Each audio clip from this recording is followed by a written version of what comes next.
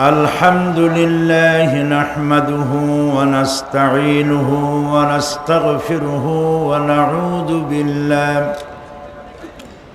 ونعوذ بالله من شرور أنفسنا ومن سيئات أعمالنا من يهد الله فلا مضل له ومن يضلل فلا هادي له ونشهد أن لا إله إلا الله وحده لا شريك له ونشهد أن سيدنا وحبيبنا ومولانا محمدا عبده ورسوله الذي أرسله بالحق بشيرا ونذيرا وداعيا إلى الله بإذنه وسراجا منيرا فقد قال الله تعالى في كلامه المجيد وفرقانه الحميد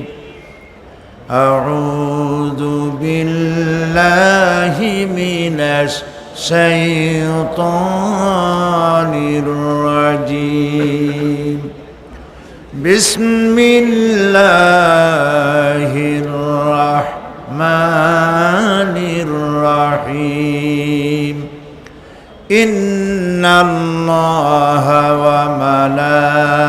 وملائكته يصلون على النبي يا أيها الذين آمنوا صلوا عليه وسلموا تسليما اللهم صل على مولانا محمد وعلى آل سيدنا مولانا محمد প্রাণ খুলে মোহব্বতের সাথে সকলে পড়েন আল্লাহুম্মা সাল্লি আলা মাওলানা মুহাম্মদ ওয়া আলা আলি সাইয়্যিদিনা মাওলানা মুহাম্মদ بلغ العلا بكماله كشف الدجى بجماله حسنت جميع خصاله صلوا عليه قدموں میں مصطفیٰ کی میرا مزار ہوتا وہ خاک پاک ہوتی میں خاک سار ہوتا بلغ العلا بکمالہ کشف الدجى بجمالہ حسنت جميع خصاله صلوا عليه गफ्फार बख्श देता अगर आप इशारा करते गफ्फार बख्श देता अगर आप इशारा करते मेरा जहाज़ सिया तूफान से पार होता बलगल उला बिकमालिही कशफत दुजा बिजमालिही हसनत जमीउ खसालिही सल्लु अलैहि अल्लाहुम्मा आमीन रब्बना ज़लमना أنفسنا وإن لم تغفر لنا وترحمنا لنكونن من الخاسرين أي الله رب العالمين 5 দিন ব্যাপী ঐতিহাসিক তাফসীরুল কোরআন মাহফিলের আজকের এই তৃতীয় দিবসে প্রচণ্ড ঠান্ডা উপেক্ষা করে তোমার কোরআন প্রেমিক বান্দার বান্দিরা মাহফিলে হাজির হয়ে গেছে। রব্বুল আলামিন তোমার নবীর প্রতি আশিক ও পাগল হয়ে কয়েকবার দুরুদ সালাম পেশ করেছি। মেহেরবানি করে দুরুদ সালাম টুকুন সোনার মদিনায় নবী পাকের রওজা মুবারকে পৌঁছে দাও। तमाम পৃথিবীর মাটির নিচে যত মুমিন মুমিনাত শুয়ে আছেন তাদের আরওয়ার পরে সওয়াব পৌঁছিয়ে দাও। রব্বুল আলামিন এ মাহফিলের আয়োজন যারা করেছেন আর শোনার জন্য যারা এসেছেন, কিয়ামতের দিন মুসিবতের সময় এ মাহফিল আমাদের সকলের জন্য নাজাতের ওসিলা বানিয়ে দিও আল্লাহ। ইয়া রব करम तू अगर करे वो बात दे जुबां को जो दिल पर असर करे।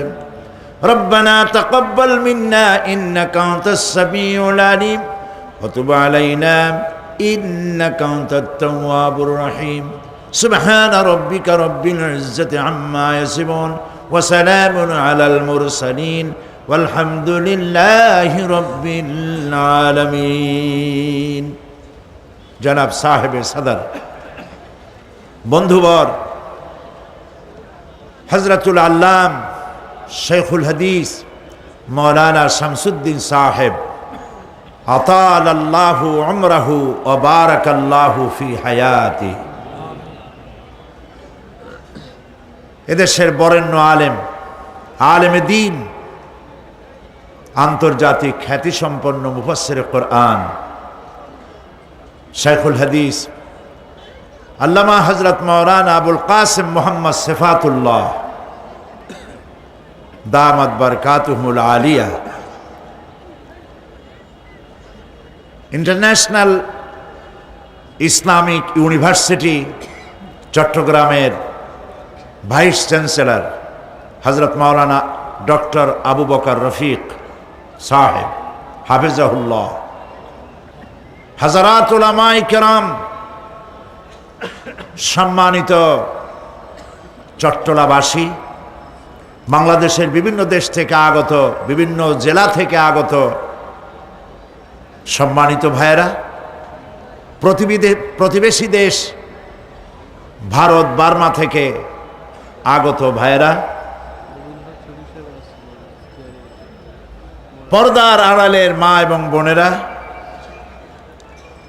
सुप्रिय सांबादिक बृंद, आईन श्रृंखलाय नियोजित सरकारी कर्मकर्ता कर्मचारी बृंद, अस्सलामु आलैकुम व रहमतुल्लाहि व बाराकातुहु। महान अल्लाह रब्बुल इज्जत वल जलाल तार दरबारे लाखों कोटी शुक्र आदाय करी चट्टग्राम इस्लामी समाज कल्याण परिषद कर्तृक आयोजित ऐतिहासिक शहीद रजबाली मैदान परेड मैदाने तादेर 24तम वार्षिकी तफसिरुल कुरान महफिलेर आजकेर तृतीय दिवसे कुराने करीमेर बयान शोनार जन्य जे आल्लाह पाक आमादेरके एखाने हाजिर करेछेन तार दरबारे शुक्रगुजार हच्छी, पढ़ছি আলহামদুলিল্লাহ। মাহফিলে ঠান্ডাকে উপেক্ষা করে এই বিশাল জনসমুদ্রে নিজেকে শামিল করে দিয়ে আপনারা কি বেজার না খুশি? অল্প না বেশি? সেই কায়দায় বলেন আলহামদুলিল্লাহ।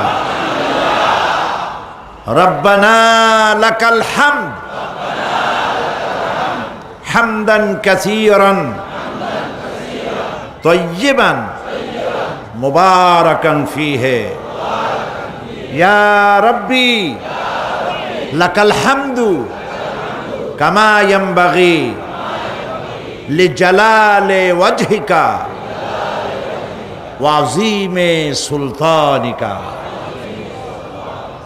বিশাল আকাশের মালিক, বিস্তীর্ণ এ জমিনের মালিক, সাগর মহাসাগর পাহাড় পর্বত নদ নদী মরুভূমি সাগর নগর কুল কায়নাতের মালিক আল্লাহ পাকের দরবারে বিনীতভাবে শুকরিয়া আদায় করে নিলাম। তা না হলে এই ঠান্ডা উপেক্ষা করে এ মাহফিলে আসা আদৌ সম্ভবপর ছিল না। ঠিক কিনা বলেন? চেষ্টা করুক তো বাংলাদেশের রাজনৈতিক দলগুলি একত্রিত হয়ে এই রাতের বেলায় বিরিয়ানি খাওয়াবার নাম করিয়াও এই লোকগুলি একত্রিত করতে পারে কিনা? তা করতে গেলে লক্ষ লক্ষ টাকা খরচ করেও এত মানুষ পাওয়া সম্ভবপর হবে না। কারণ মানুষ খাওয়ার পাগল না, মানুষ পেটের খাদ্য দেওয়ার পাগল না, মানুষ রুহের খোরাক পাওয়ার জন্য পাগল। সেই রুহের খোরাকের নাম কোরআন। কোরআন কোরআন। দেহ তৈরি হয়েছে মাটি দিয়ে, দেহ তৈরি হয়েছে মাটি দিয়ে। আর দেহের খাদ্য আল্লাহ তৈরি করেছেন মাটিতে। কচু, কপি, শাক, সবজি, খাদ্যশস্য সব মাটির তৈরি। যেহেতু দেহ মাটির, খাদ্য মাটি। কিন্তু আমার ভেতরে একটা জিনিস আছে যেটা না থাকলে আমি বাঁচি না। সেটার নাম কি? রূহ। কোত্থেকে এলো এই রূহ? আল্লাহ রাব্বুল আলামিন কোরআনে কারিমে বলছেন, ওয়ায়াসআলুনাকা আনির রূহ কুলির রূহু মিন আমরি রাব্বি। নবী হে, আপনাকে প্রশ্ন করা হয় রূহ কি জিনিস? বলুন, এটি আল্লাহর হুকুম বই, আর কিছুই নয়। এই যে রূহ আমার ভেতরে আছে বলে আমি বাঁচি, না থাকলে মরে যাই। এই রুহটাকে খাবার দিতে হয়।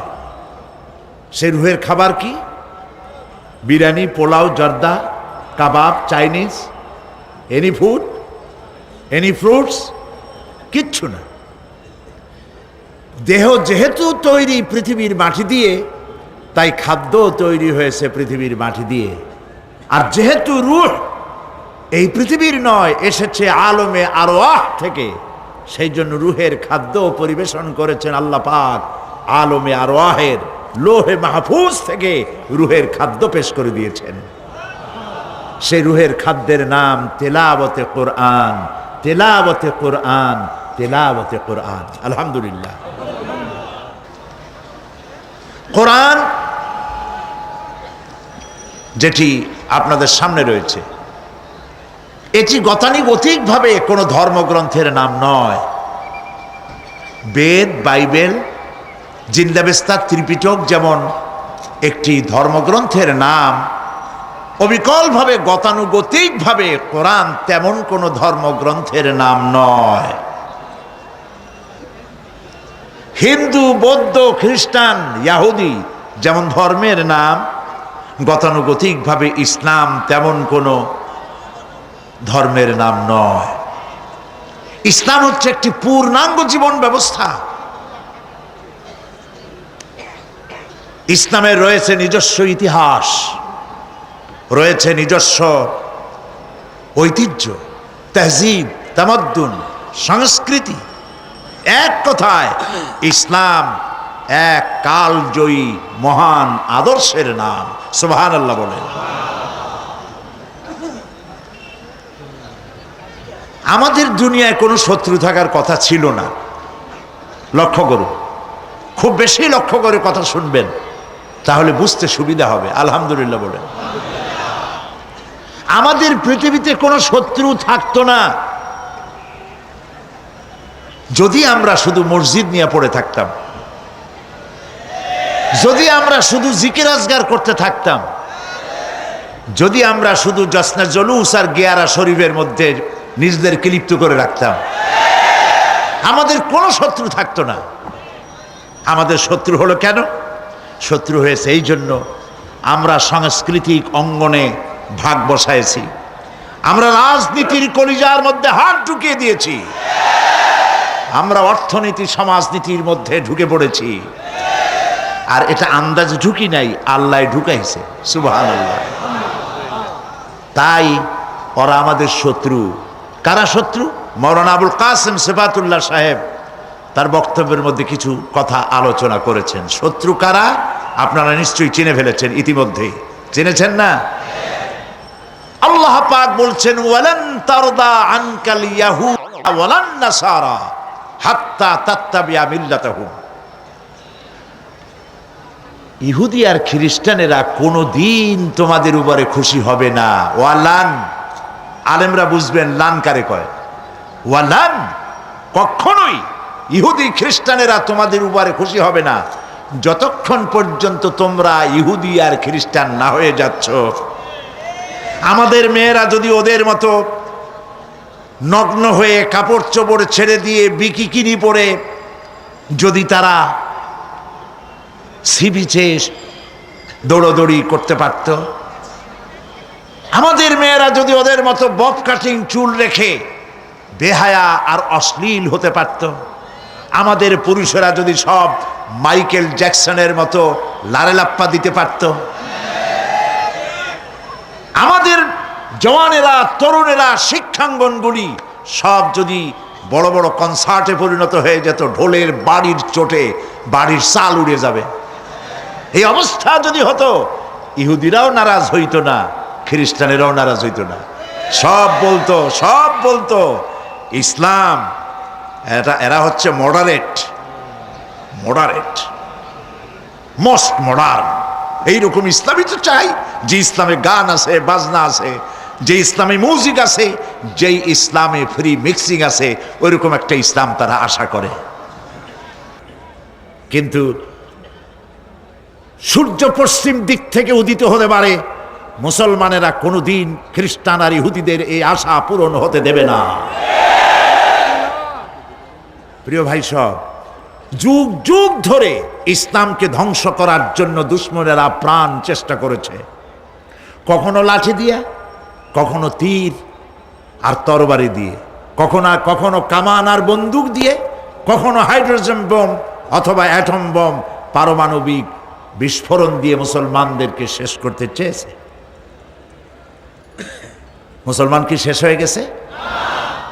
সতীজা কর রহা হ্যায় अज़ल से ताइम रोज, सतीजा कर रहा है अज़ल से ताइम रोज, चरागे मुस्तफ़ा भी से शरारे बुलहबी। সেই আবহমান কাল থেকে তারা চেয়েছে ইসলামকে দুনিয়া থেকে মিটাই দিতে। আবু জাহেল আবু লাহাবরা চেয়েছে ফু দিয়ে দ্বীনের নূরকে, ইসলামকে বিদায় করে দিতে, কিন্তু কেউ পারে নাই, ভবিষ্যতেও পারবে না। আদর্শ দিয়ে আদর্শের মোকাবেলা করতে চেয়েছে, ইসলাম কালজয়ী আদর্শ মোকাবেলা করতে চেয়েছে সমাজতন্ত্র দিয়ে, করতে চেয়েছে পুঁজিবাদ দিয়ে, করতে চেয়েছে ধর্মনিরপেক্ষ মতবাদ দিয়ে, করতে চেয়েছে নাস্তিক্যবাদ দিয়ে। কোনো বাদ দিয়েই ইসলামকে ঠেকানো সম্ভবপর হয় নাই। অতঃপর সমাজতন্ত্র আর কমিউনিজমের যখন পরাজয় ঘটল বিশ্বব্যাপী, তখন পৃথিবীর মানুষের গন্তব্য ছিল কেবলমাত্র ইসলাম, আর কোনো পথ ছিল না। ইসলাম ছাড়া আর তাদের কোনো গন্তব্য ছিল না। সেই ইসলামের দিকে যাতে না আসতে পারে পৃথিবীর নির্যাতিত মানবতা, সেজন্য মুসলমানদের চির দুশ্মন ইহুদি আর খ্রিস্টানেরা সম্মিলিতভাবে তারা কামান বন্দুক অ্যাটম বোমার চাইতেও মারাত্মক এক অস্ত্র তারা তৈরি করল। সেই অস্ত্রের নাম বলবো কি? কয়েকজনে বুঝেই ফেলেছে। সে অস্ত্রের নাম মিডিয়া। সে অস্ত্রের নাম, তাদের প্রচেষ্টায় গড়ে উঠল বিশ্বব্যাপী গুরুত্বপূর্ণ দুটো গণমাধ্যম। একটি হলো গ্লোবাল প্রিন্টিং মিডিয়া, আরেকটি হচ্ছে গ্লোবাল ইলেকট্রনিক মিডিয়া। বিশ্ববিখ্যাত সংবাদ সংস্থা রয়টার, এপি, এনা, এপি, সিনহুয়া, তাস, পিটিআই, ইউপিআই, যতগুলি নাম বললাম পৃথিবীর নাম করা সংবাদ সংস্থা, এর একটাও মুসলমানদের হাতে নাই। 80-র দশকে ইসলামিক নিউজ এজেন্সি নামে একটা নিউজ এজেন্সি তৈরি হয়েছিল জেদ্দায়, মুসলমানদের পক্ষে কথা বলার জন্য। মাশাআল্লাহ, কয়েক বছর যাইতে না যাইতেই ইসলামিক নিউজ এজেন্সি অফাত পাইল, তার কুলখানি আর চল্লিশা সব শেষ হয়ে গেল। এখন বিশ্বের তাবৎ গণমাধ্যম ইহুদিরা কন্ট্রোল করছে। আর ইহুদিদের সম্পর্কে আল্লাহ পাক তো আমাদেরকে চিনায় দিয়েছেন কে তোমার বন্ধু, কে তোমার শত্রু। লাতাজিদান্না আসাদ্দান নাসি আদাওয়াতান লিল্লাযীনা আমানুল ইয়াহুদা ওয়াল্লাযীনা আশরাকু। আল্লাহ পাক বলছেন, হে নবী, গোটা পৃথিবীর বুকে মোমেনদের জন্য মানব গোষ্ঠীর ভেতরে দুটি সম্প্রদায়ের মতো জঘন্য মারাত্মক দুশ্মন আপনি আর পাবেন না। কে বলছেন? তার একটা হলো ইহুদি আর একটা হলো মুশরিক।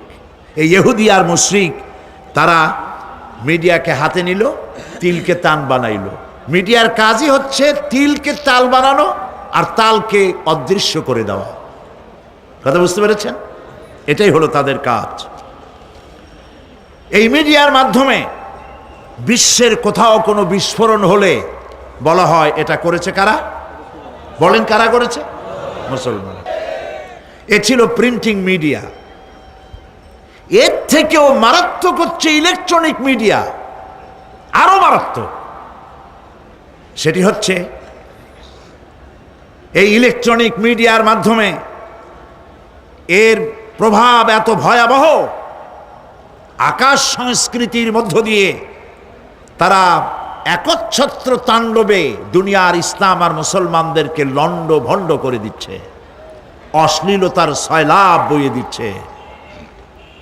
মুসলিম বিশ্ব নিজ ঘরে অসহায় হয়ে আজ বসে আছে।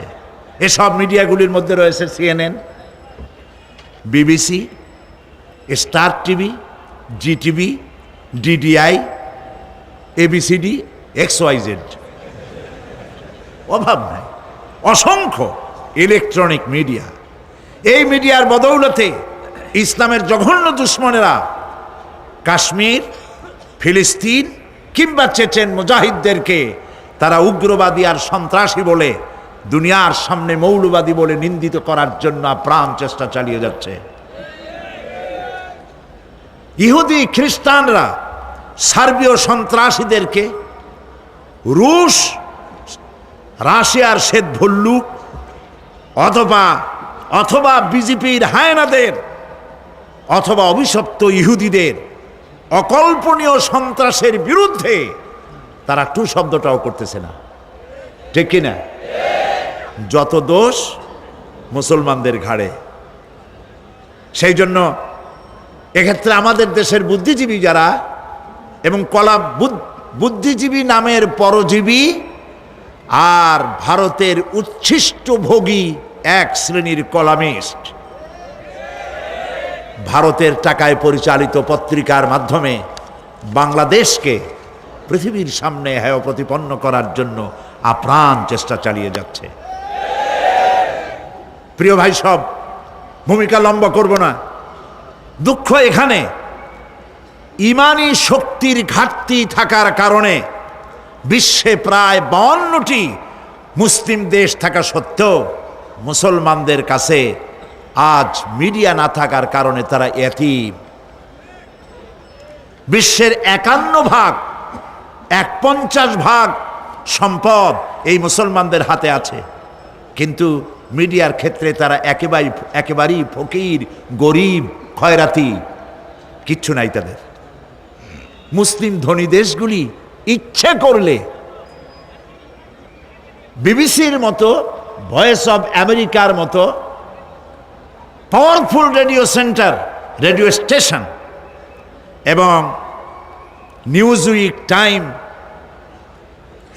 রিডার্স ডাইজেস্ট অথবা হেরাল্ড ট্রিবিউনের মতো পত্রিকা বের করে এ সমস্ত কথার দাঁত ভাঙ্গা জবাব তারা দিতে পারত।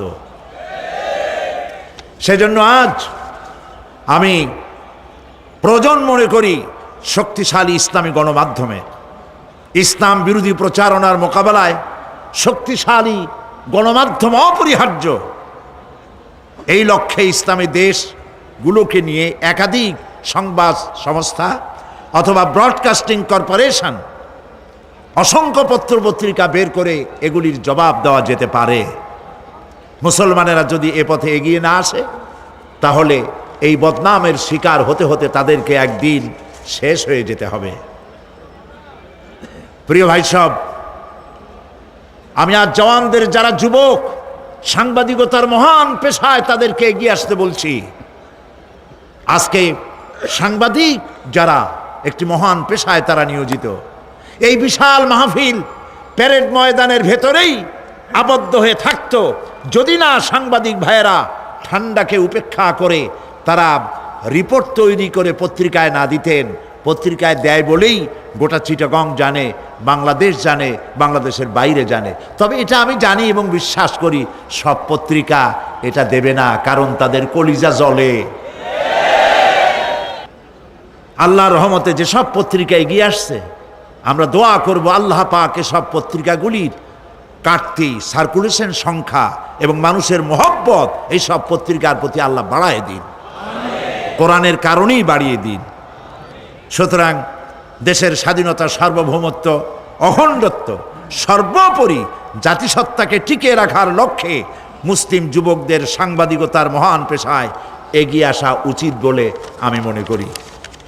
যদি তা না করা হয় তাহলে মানবতার বিরুদ্ধে অস্ত্রই শুধু সন্ত্রাসের হাতিয়ার হবে না, বরং তথ্য সন্ত্রাসও পারমাণবিক অস্ত্রের চাইতে ভয়ঙ্কর রূপ ধারণ করে ইসলাম এবং মুসলমানদেরকে ধ্বংসের পথে এগিয়ে নিয়ে যাবে। আল্লাহ সেই অবস্থা থেকে আমাদেরকে রক্ষা করুন, আমরা বলি আমিন। প্রিয় ভাই সব, কোরআন শুনতে এসেছি আর কোরআন আমি শোনাবো বেমাশিয়াতিল্লাহ তাআলা বিইজনিল্লাহ বেফদলিল্লাহ। কোরআনের বিরুদ্ধে যতই সন্ত্রাস হোক, এর বিরুদ্ধে যতই অপবাদ হোক, অপপ্রচার হোক, কোরআনকে কেউ বন্ধ করতে পারবে না। সুবহানাল্লাহ বলেন। আসেন শয়তানের ওয়াসওয়াসা থেকে আল্লাহর কাছে পানাহা চেয়ে নিয়ে যথারীতি আলোচনা শুরু করি। পড়েন আমার সাথে। আউযু বিল্লাহি মিনাশ শাইতানির রাজীম। বিসমিল্লাহির রাহমানির রহিম। বিতাড়িত মরদুদ শয়তানের ওয়াসওয়াসা থেকে আল্লাহর কাছে পানা চাই। পরম করুণাময় আল্লাহ রাব্বুল আলামিনের নামে শুরু করছি। কোন সূরা আলোচনা করতেছিলাম? সূরা আন-নাবা। গতকাল যেখান থেকে শেষ করেছি ওখান থেকে শুরু করছি। ইন্না ইয়াওমাল ফাসলি কানা মিকাতান ইয়াওমা ইউনফাখু ফিস-সূর يوم ينفخ في الصور فتأتون أفواجا وفتحت السماء فكانت أبوابا وسيرت الجبال فكانت سرابا সাদাকাল্লাহুল আযীম। ইন্না ইয়াওমাল ফাসলি কানা মিকাতা। নিঃসন্দেহে বিচারের দিনটি পূর্ব থেকেই নির্ধারিত হয়েই আছে। ইয়াওমা ইউনফাখু ফিস-সূরি ফাতা'তুনা আফওয়াজা। যেদিন সিংগায় ফুঁক দেওয়া হবে তখন তোমরা দলে দলে বেরিয়ে আসবে। ওয়াফুতিহাতিস সামাউ ফাকানাত আবওয়াবা। আর আকাশ সমূহ খুলে দেওয়া হবে তখন তা শুধু দরজা আর দরজা হয়ে যাবে। ওয়াসুইয়িরাতিল জিবালু ফাকানাত সারাবা। আর পাহাড় সমূহকে চালিয়ে দেওয়া হবে, ফলে তা মরীচিকায় পরিণত হয়ে যাবে। তেলাওয়াতকৃত আয়াতের এই হচ্ছে তর্জমা। আমি শুরুতেই বলেছিলাম সূরা নাবা হচ্ছে, নবী করিম সাল্লাল্লাহু আলাইহি সাল্লাম বলেছেন, কেউ যদি দুনিয়ায় বেঁচে থাকা অবস্থায় পরকালীন দৃশ্য চোখে দেখতে চায়, সেজন্য সূরা আন-নাবা, সূরা আল-মুরসালাত, সূরা আন-নাজিআত, সূরা আল-ইনফিতার, সূরা আত-তাকবীর, এই সূরাগুলি যেন পড়ে, তাহলে কিয়ামতের দৃশ্য নিজ চোখে অবলোকন করতে পারবে। সুবহানাল্লাহ বলেন। পরকালীন জীবন সম্পর্কে কোরআন যেসব যুক্তি পেশ করেছে, তা হলো আল্লাহর এসব কিছুই বিচক্ষণতার বাইরে ছিল না, লক্ষ্যহীন এবং নিরর্থক নয়। আল্লাহ পাক বলছেন, আফাহাসিবতুম আন্নামা খালাকনাকুম আবাসা ওয়া আন্নাকুম ইলাইনা লা তুরজাউন। তোমরা কি ভেবেছো যে তোমাদেরকে সৃষ্টি করা হয়েছে খামোখা, আর তোমাদেরকে আমার কাছে ফিরে আসতে হবে না? এটাই কি মনে করেছো? ওই যে গতকাল বলেছিলাম, ইট, ড্রিঙ্ক অ্যান্ড বি মেরি, খাও, পান করো, ফুর্তি করো, এই দুনিয়ায় শেষ কথা, আমাদের আর মরে মাটির সাথে ভেসে যাব, আর উঠতে হবে না।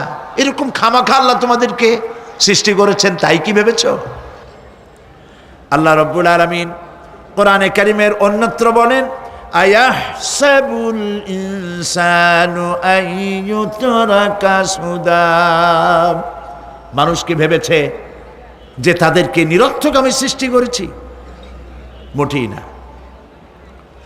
ওয়ামা খালাকনাস সামাওয়াতি ওয়াল আরদা ওয়ামা বাইনাহুমা লাইবিন। আল্লাহ পাক বলেন, এই আকাশ আর জমিন আর এর মধ্যবর্তী যা কিছু আমি সৃষ্টি করেছি, কোনোটাকে খেল তামাশার বিষয়বস্তু করে তৈরি করে নাই, নিরর্থক করে বানাই নাই। প্রত্যেকটি সৃষ্টির পেছনে বিচক্ষণতার দাবি হিসেবেই সৃষ্টি করা হয়েছে। বিরাট কারণ রয়েছে, খামোখা বানানো হয় নাই। এই পৃথিবীর একদিন শেষ হয়ে যাবে, এই বিশ্ব ব্যবস্থার একদিন পরিসমাপ্তি হয়ে যাবে। এই আকাশ থাকবে না, এই জমিন থাকবে না। বিশ্বাস করেন? আর যারা জবাব দিলেন না, বিশ্বাস করেন? এ আকাশ, এ জমিন, এ মানব গোষ্ঠী কিছুই থাকবে না, একদিন সব শেষ হয়ে যাবে। বিশ্ব ব্যবস্থার পরিসমাপ্তি কিভাবে ঘটবে? কোরআনে কারিমে আল্লাহ রাব্বুল আলামিন পরিষ্কার করে বলে দিচ্ছেন। লক্ষ্য করো কেমনে এই পৃথিবীকে ধ্বংস করা হবে। আল্লাহ পাক কোনো জিনিসকে গোপন রাখেন নাই, ওপেন সিক্রেট, সবগুলিকে খুলে খুলে আল্লাহ বয়ান করে দিয়েছেন। এই পৃথিবী আল্লাহ রাব্বুল আলামিন কেমনে ধ্বংস করবেন, কেমনে কিয়ামত হবে, বিশ্ব ব্যবস্থার পরিসমাপ্তি কেমনে হবে, আল্লাহ পাক কোরআনে কারিমে বলেন, ইযাস সামাউ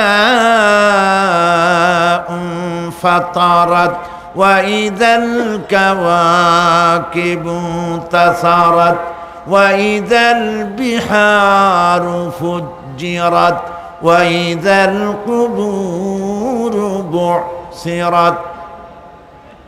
ইযাস সামাউ ফাতারাত, আকাশসমূহ বিদীর্ণ হয়ে যাবে, বিদীর্ণ হয়ে যাবে। কাতাইয়িস সিজিল্লি লিল কুতুব, কিতাবের পৃষ্ঠা যেমন একটার উপরে একটা পড়ে, শুনতেছেন কথা? বইয়ের পাতা যেমন একটার উপরে একটা পড়ে, এভাবে উল্টাতে থাকলে অনুরূপভাবে আকাশসমূহ একটার পর একটা বইয়ের পাতার মতো পড়ে ভেঙ্গে চুরে চুরমার হয়ে যাবে। সুবহানাল্লাহ। ওয়াইদাল কাওয়াকিবু তাসারাত, সমস্ত তারকাগুলি বিক্ষিপ্ত হয়ে পড়তে থাকবে। তারকা, আপনারা কি মনে করেন নাকি যে তারকাগুলি আতশবাজি যেমন ফুটকে ফুটকে ওঠে, ওই রকম কতগুলি ছিটকে ছিটকে পড়বে, চোখে দেখা যাবে মাটির সাথে কিছুই পড়বে না, এরকম মনে করেন নাকি? তারকা সম্পর্কে আপনাদের ধারণা কি? বিশাল তারকা, কত তারকা! সমুদ্রের বেলাভূমিতে দাঁড়িয়ে বালুকণাগুলি, সমুদ্রের বালুকণাগুলি গোনা যদি সম্ভব হয়, আল্লাহর আকাশে কত তারকা গুণে শেষ করা যাবে না। এ তারকা এতটুক নয়, যতটুক আপনি দেখেন বিশাল তারকা। যে সূর্য পৃথিবীর চাইতে 13 লক্ষ গুণ বড়, এরকম 1.5 থেকে 2 অথবা 3 কোটি সূর্য খাইয়া পেটের মধ্যে হজম করতে পারে এমন হাজার হাজার বিলিয়ন বিলিয়ন তারকা আল্লাহ পাক গ্যালাক্সির মধ্যে পয়দা করে রেখেছেন। এগুলি যখন ছিটকা পড়তে থাকবে পৃথিবীর উপরে, ওয়াইদাল কাওয়াকিবুন তাসারাত, সমস্ত তারকাগুলি বিক্ষিপ্ত হয়ে পড়তে থাকবে। ওয়াইদাল বিহারু ফুজ্জিরাত, সমুদ্রগুলি দীর্ণ বিদীর্ণ হয়ে যাবে, সমুদ্রের পানিগুলি নিঃশেষিত হয়ে যাবে, তলদেশ ফেটে যাবে এবং তলদেশ থেকে অগ্নি উদ্গীরণ হতে থাকবে, সমুদ্রের তলদেশ থেকে। বিশ্বাস করেন? গতকাল আলোচনা করেছি না, এই মাটির মধ্যে আছে না আগুন, পাথর পোড়াইয়া আলকাত্রার মতো লাভা বানাই দিতে পারে এমন প্রচন্ড উত্তপ্ত আগুন রয়েছে মাটির ভেতরে। সমুদ্রের পানিসমূহ নিঃশেষিত হয়ে যাবে, দীর্ণ বিদীর্ণ হবে, সেখানে আগুন জ্বলতে থাকবে। কি ভয়াবহ দৃশ্য হবে! আর কবরের মধ্যে যা কিছু আছে কবরগুলি তা উদ্গীরণ করে দেবে। অন্য সূরার মধ্যে আল্লাহ পাক বলছেন, ইযাশ শামসু কুমিরাত ওয়া ইযান নুজুমুন কাদারাত ওয়া ইযাল জিবালু সুজ্জিরাত। যখন সূর্যকে ঢেকে দেওয়া হবে, বিশাল সূর্যটা হারায় যাবে আর তারকাগুলো বিপর্যস্ত হয়ে যাবে, পাহাড়গুলিকে চালিয়ে দেওয়া হবে। ফাইদান নুজুমু তুমিসাত ওয়া ইদাস সামাউ ফুরিজাত ওয়া ইদাল জিবালু নুসিফাত। যখন তারকা স্থিমিত হয়ে যাবে, তারকাগুলিতে কোনো আলো থাকবে না, আসমান বিদীর্ণ হবে, পাহাড় সমূহ উড়ে দেওয়া হবে। সুবহানাল্লাহ বল। পাহাড়গুলি উড়ায় দেওয়া হবে। অবস্থা লক্ষ্য করেন, আকাশ ভেঙে ভেঙে পড়তেছে, তারকাগুলি বিক্ষিপ্ত হয়ে পড়তেছে, সব সমুদ্রের পানি শেষ হয়ে গিয়েছে, সমুদ্রের তলদেশ ফেটে ফেটে অগ্নি উদ্গীরণ করে দিচ্ছে, সূর্য ঢাকা পড়ে গেছে। মহান আল্লাহ রাব্বুল আলামিন বলেন, শুধু সূর্য ঢাকা পড়বে না, মানুষেরা দেখতে পাবে ফাইদা বারিকাল বাসারু ওয়া খাসাফাল কমারু ওয়া জুমিআশ শামসু ওয়াল কমার। যখন চক্ষু বিস্ফারিত হবে, মানুষের চোখগুলি ছানা বড় হয়ে যাবে। এই দৃশ্য দেখে চাঁদে আলো নাই, সূর্যতে আলো নাই, চাঁদ আর সূর্য দুটি একাকার হয়ে যাবে। আল্লাহ পাক বলছেন, ওয়া হুমিলাতিল আরদু ওয়াল জিবালু ফাদুক্কাতা দাক্কাতান ওয়াহিদা। জমিন আর পাহাড়গুলোকে এর মধ্যে সংঘর্ষ বাঁধিয়ে দেওয়া হবে, পাহাড়গুলি উঁচু করে মাটির উপরে আছাড় মারা হবে, একই আঘাতে পাহাড়গুলি চূর্ণ বিচূর্ণ হয়ে যাবে। সুবহানাল্লাহ। এই কথার মধ্যে কোনো ভুল আছে? কেবলমাত্র কাফের, বেঈমান তাদের কলিজায় এ কথা ভয়ের সৃষ্টি না করতে পারে। ঈমানদারদের কলিজা ফেটে যাওয়ার কথা। কি ভয়াবহ দৃশ্য! তারকা পড়তেছে, আকাশ ভাঙতেছে, খালি রাশিয়ার একটা রকেট বহু বছর পর্যন্ত মহাশূন্যে উঠতেছিল। একদিন পত্রপত্রিকায় দেখতে পেলাম ওইটা ভেঙে পড়বে, ওইটার মেয়াদ শেষ হয়ে গেছে, ভেঙে পড়বে। বিশ্ব মহা চিন্তায় পড়ে গেল, কোন দেশে পড়বে? যদি কোনো দেশের উপরে পড়ে সে দেশ শেষ হয়ে যাবে, বিল্ডিং, মানুষ, স্থাপনা সব চূর্ণ বিচূর্ণ হয়ে যাবে, ভয়তে অস্থির। রাশিয়ার বিজ্ঞানীরা চেষ্টা করলো সেটাকে সরাইয়া কোনো জমিনে যাতে না পড়ে মহাসমুদ্রে ভালাবার জন্য চেষ্টা করতে লাগলো। মনে আছে ঘটনা আপনাদের? পত্রপত্রিকা যারা পড়ে মনে থাকারই কথা। রাশিয়ার একটা রকেট, এটার কত বড় হবে? ওইটা ভেঙে চুরে পড়বে, সে ভয়তে দুনিয়া অস্থির। আর আল্লাহ পাক বলছেন, এতে কোনো সন্দেহ নাই, আকাশ একটার পর একটা ভেঙে চুরে চুরমার হয়ে পড়তে থাকবে, তারকাসমূহ বিক্ষিপ্ত হয়ে পড়বে, দরিয়া দীর্ণ বিদীর্ণ হয়ে যাবে, চন্দ্র আর সূর্য ধাক্কা লেগে একাকার হয়ে যাবে, চাঁদে আলো নাই, সূর্যে আলো নাই, অন্ধকার এক বিভীষিকাময় পূর্ণ হয়ে যাবে গোটা বিশ্ব। পাহাড়গুলো উঁচু করে মাটির উপরে আছাড় ধরা হবে, এক ধাক্কায় পাহাড়গুলো ভেঙে চুরে চুরমার হয়ে যাবে। সুবহানাল্লাহ। এই অবস্থা যখন, এই ভয়ঙ্কর পরিস্থিতি যারা লক্ষ্য করবে, আল্লাহ রাব্বুল আলামিন বলেন মানুষেরা ভয় অস্থির হয়ে দৌড়দৌড়ি আরম্ভ করবে। ইয়াকুলুল ইনসানু ইয়াউমাইদিন আইনাল মাফার। মানুষেরা পাগলের মতো শুধু দৌড়াদৌড়ি করবে আর বলবে পালাবো কোথায়, ভাগবো কোথায়, কোথায় যাব? আল্লাহ রাব্বুল আলামিন জবাবে বলেন কাল্লা লা ওয়াজারা ইলা রাব্বিকা ইয়াউমাইদিনিল মুস্তাকার। কখনই নয়, ভাগবার জায়গা নাই, পালাবার জায়গা নাই। আল্লাহ রাব্বুল আলামিনের আশ্রয় ছাড়া কোনো আশ্রয় নাই।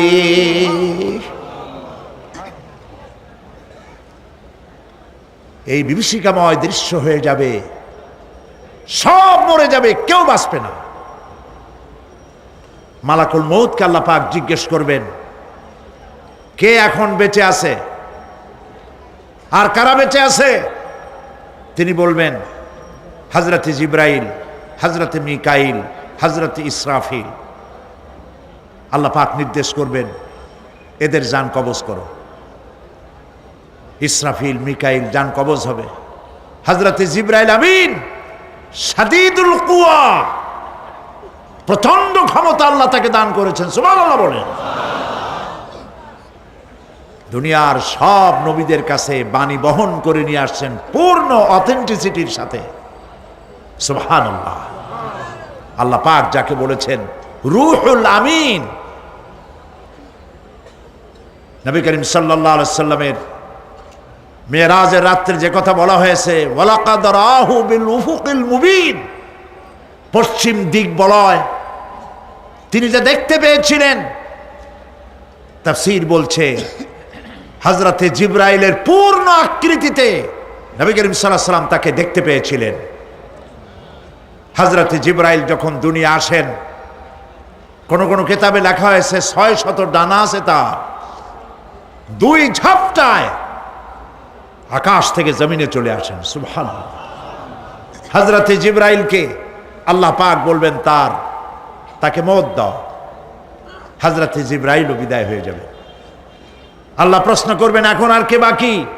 মান বাকিয়া ইয়া মালাকাল মউত। মালাকুল মউত বলবেন হে আল্লাহ তাআলা, এখন তোমার সামনে আমি দাঁড়িয়ে আছি, আর কেউ নাই।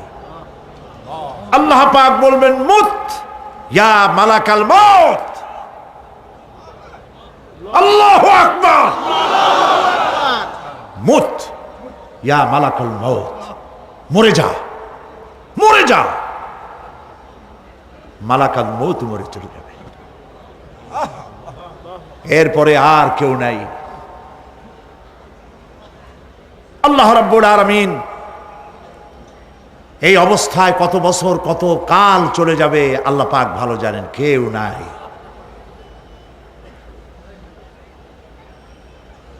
আজকের রাজত্ব কার?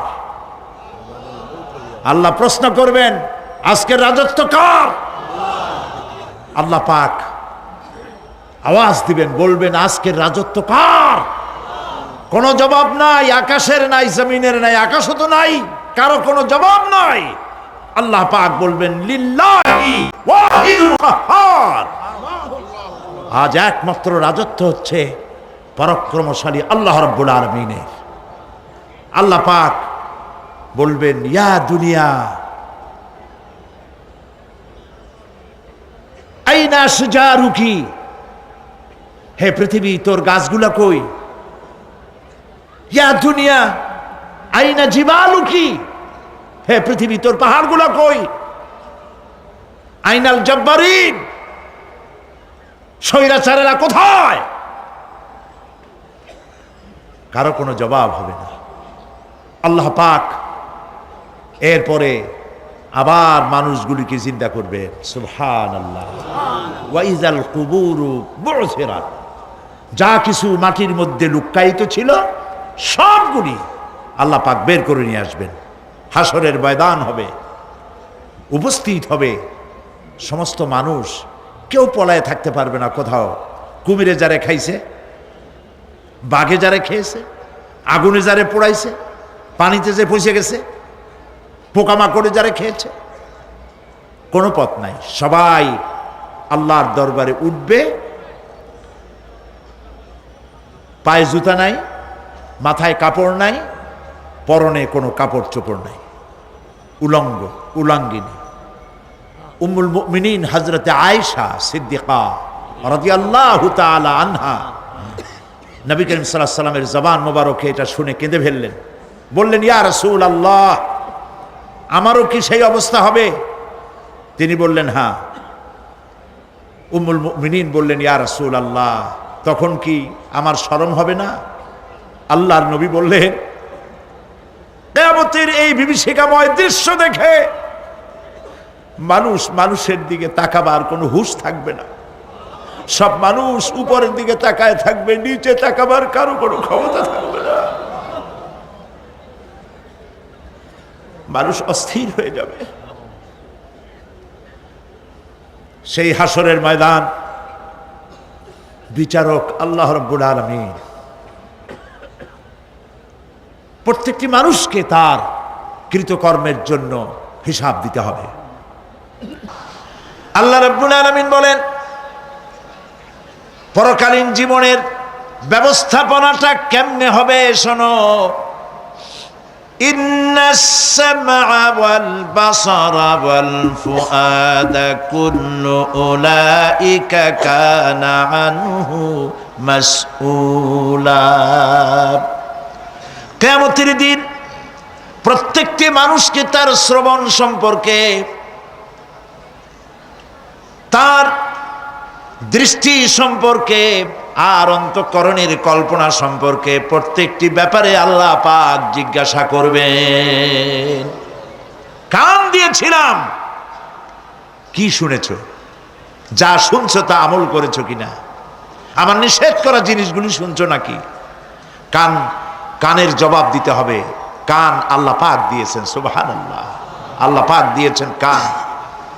এই কান দুটো যার নাই, কান আছে শুনতে পায় না, কত বড় কষ্টে আছে সে। মানুষে চিল্লায় কথা কয়, সে বুঝেই না। আছে না এমন? এই কানের সম্পর্কে প্রশ্ন করা হবে, শ্রবণ সম্পর্কে, দর্শন সম্পর্কে প্রশ্ন করা হবে।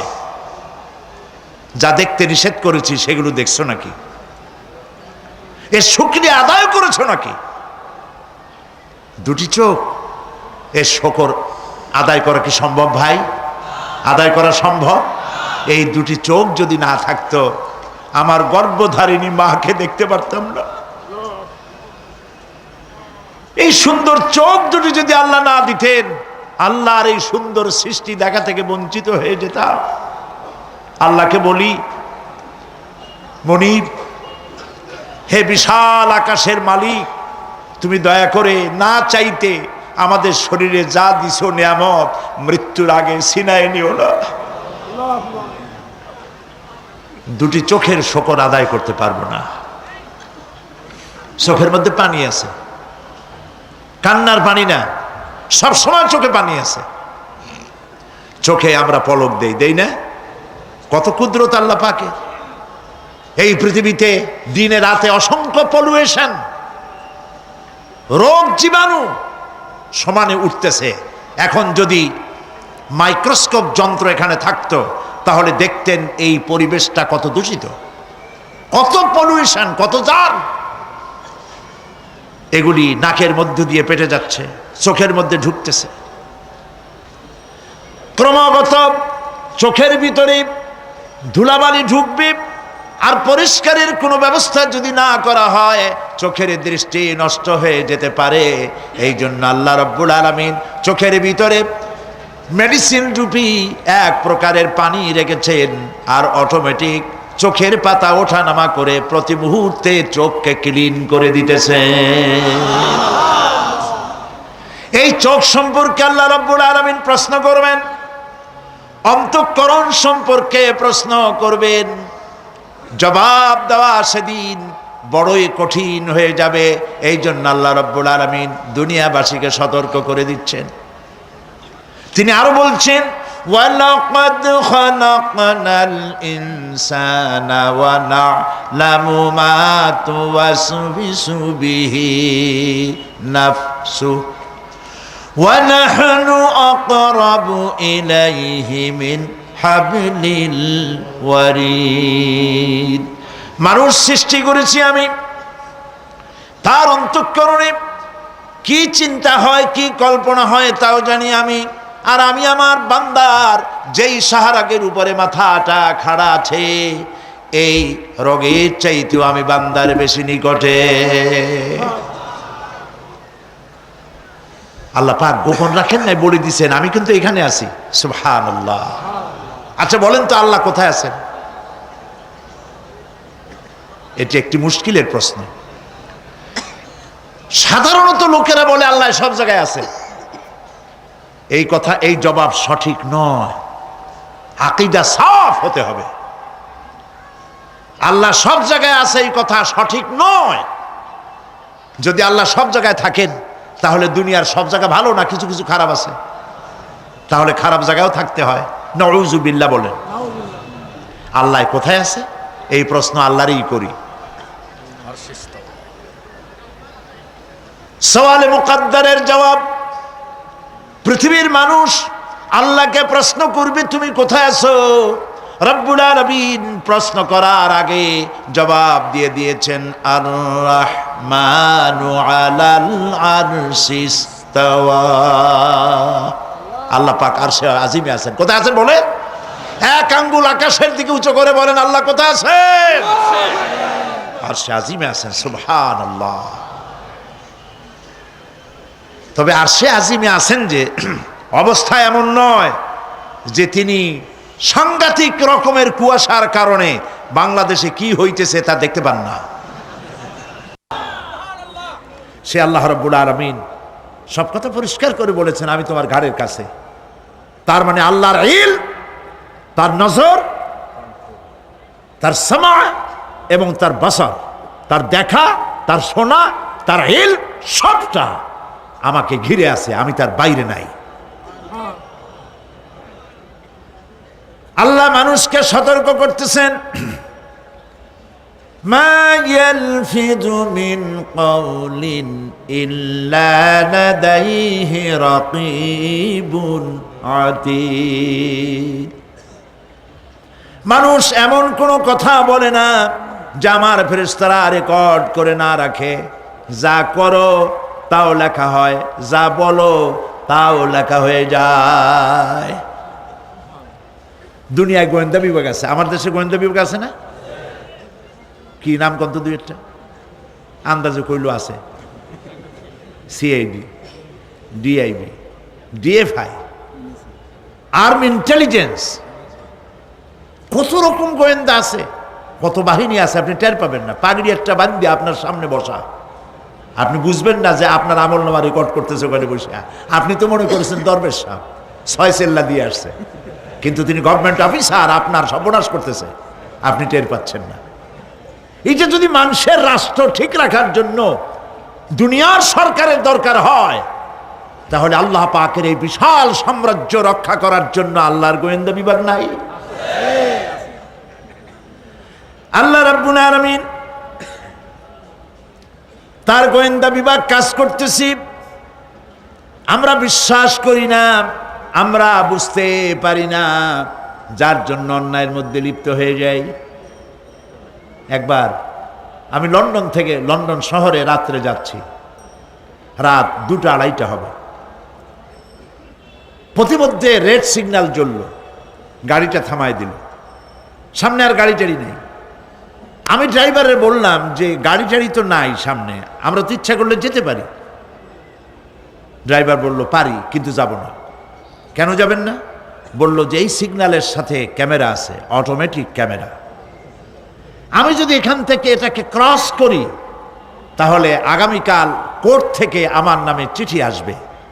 রাত 2:45, এই রঙের গাড়ি, এত নাম্বার গাড়ি, এবং আপনার চেহারা শরীফ এই, আপনি রাত 2:45 সময় রেড সিগন্যাল অমুক এলাকা থেকে ক্রস করেছেন, মেহরবানি করে কোর্টে আসেন আর জরিমানা দিয়ে যান। এই লোকটি এইখানে ক্যামেরা আছে, এটা চোখে দেখছে, সেই জন্য বিশ্বাস করলো। কিন্তু এই ক্যামেরায় স্ন্যাপ নেওয়ার জন্য কোনো ক্যামেরাম্যান নাই, অথচ গাড়ি ক্রস করলেই, ওভার স্পিড করলেই ছবি তুলে ফেলবে। এই বুদ্ধিটা কে দিছেন? যিনি এই বুদ্ধিটা দিলেন, তার কাছে এমন কোনো বুদ্ধি নাই যে আপনার আমার অনবরত অটোমেটিক ক্যামেরা দিয়ে জীবনের সব কিছু আমাদের ধরে রাখে, এরকম কোনো ক্যামেরা থাকতে পারে না। পারে কি না? পারে। কিন্তু আমাদের কপাল খারাপ। ওই যে সিগারেটের প্যাকেটে লেখা আছে সংবিধিবদ্ধ সতর্কীকরণ, ধূমপান স্বাস্থ্যের জন্য ক্ষতিকর। প্যাকেটে লেখা আছে, হাতের মুঠায় ধরিয়া সিগারেট ধরে টান মারিয়া উপরে ফু দিয়া তাকায় দেখে ফু যায় কদ্দুর। ওইখানে ক্যামেরার সাথে কোনো মানুষ নাই, ক্যামেরা আছে তাই বিশ্বাস করে, কিন্তু আল্লাহর ক্যামেরাগুলি চোখে দেখে না। ওখানে যেমন রেড বর্ডার আছে, আল্লাহ রাব্বুল আলামিন জীবনের প্রত্যেকটি মোড়ে মোড়ে রেড বর্ডার লাগায় দিয়েছেন। জেনা করো না, একটি রেড সিগন্যাল। মদ পান করো না, আরেকটি রেড সিগন্যাল। মিথ্যা কথা বলো না, আরেকটি রেড সিগন্যাল। অহংকার করো না, আরেকটি রেড সিগন্যাল। বউকে বেপর্দা করো না, আরেকটি রেড সিগন্যাল। সুদ খেও না, ঘুষ খেও না, আরেকটি রেড সিগন্যাল। অসংখ্য রেড সিগন্যাল দিয়ে আল্লাহ পাক বলছেন তিলকা হুদুদুল্লাহ, এই হচ্ছে আল্লাহর বর্ডার, ফালা তাতাদুহা, অতএব আল্লাহর বর্ডারকে ক্রস করো না। কে নিষেধ করেছেন? কে নিষেধ করেছেন? মানুষেরা বিশ্বাস করে না। আল্লাহ রাব্বুল আলামিন কোরআনে কারীমের মধ্যে বলছেন ইয়ালামু খায়িনাতাল আ'য়ুনি ওয়া মা তুখফিস সুদূর। তোমার কথাগুলি রেকর্ড হয়, তোমার কাজগুলি রেকর্ড হয়, এমনকি তোমার মনের ভিতরে যে কল্পনা হয় সেগুলো রেকর্ড হয়। আর চোখে কি লুকোচুরি খেলে আল্লাহ তাও জানতে পারে। সানগ্লাস পরে চোখের ফাঁক দিয়া কারে দেখো, কেউ টের পায় না। টের পায় কে? জোরে বলেন আল্লাহ পাক। মহান আল্লাহ রাব্বুল আলামিন বলেন, কোন গুনার কাজ করে, কোন সামান্যতম গুনার কাজ করেও এড়াতে পারবে না, এবং সামান্যতম ভালো কাজ করলেও তার থেকে পুরস্কার থেকে মাহরুম হবে না। আল্লাহ পাক বলেন ওয়া ইন কানা মিসকালা হাববাতিন মিন খারদালিন আতাইনা বিহা ওয়া কাফা বিনা হাসিবিন। একটি সরিষা পরিমাণ আমলকেও আল্লাহ পাক কিয়ামতে হাজির করবেন। হিসাব নেওয়ার জন্য আল্লাহ পাক বলেন আমি যথেষ্ট। সুবহানাল্লাহ বলেন। হিসাব নেওয়ার জন্য আল্লাহ পাক যথেষ্ট। হযরত ওমর রাদিয়াল্লাহু তাআলা আনহু আমিরুল মুমিনিন, খলিফাতুল মুসলিমিন হযরত ওমর ইবনুল খাত্তাব বলেন রাদিয়াল্লাহু তাআলা আনহু। সুবহানাল্লাহ। কোথা থেকে আল্লাহ কোথায় নিয়ে গেছেন? নবীর হত্যা করতে আসছিলেন, আর আল্লাহ তারে কোথায় নিয়ে গেছেন? সুবহানাল্লাহ। নবীজি বলেছেন লা নবিয়্যা বাদি ওয়ালা রাসূলা, আমার পরে নবীও হবে না, রসুল হবে না।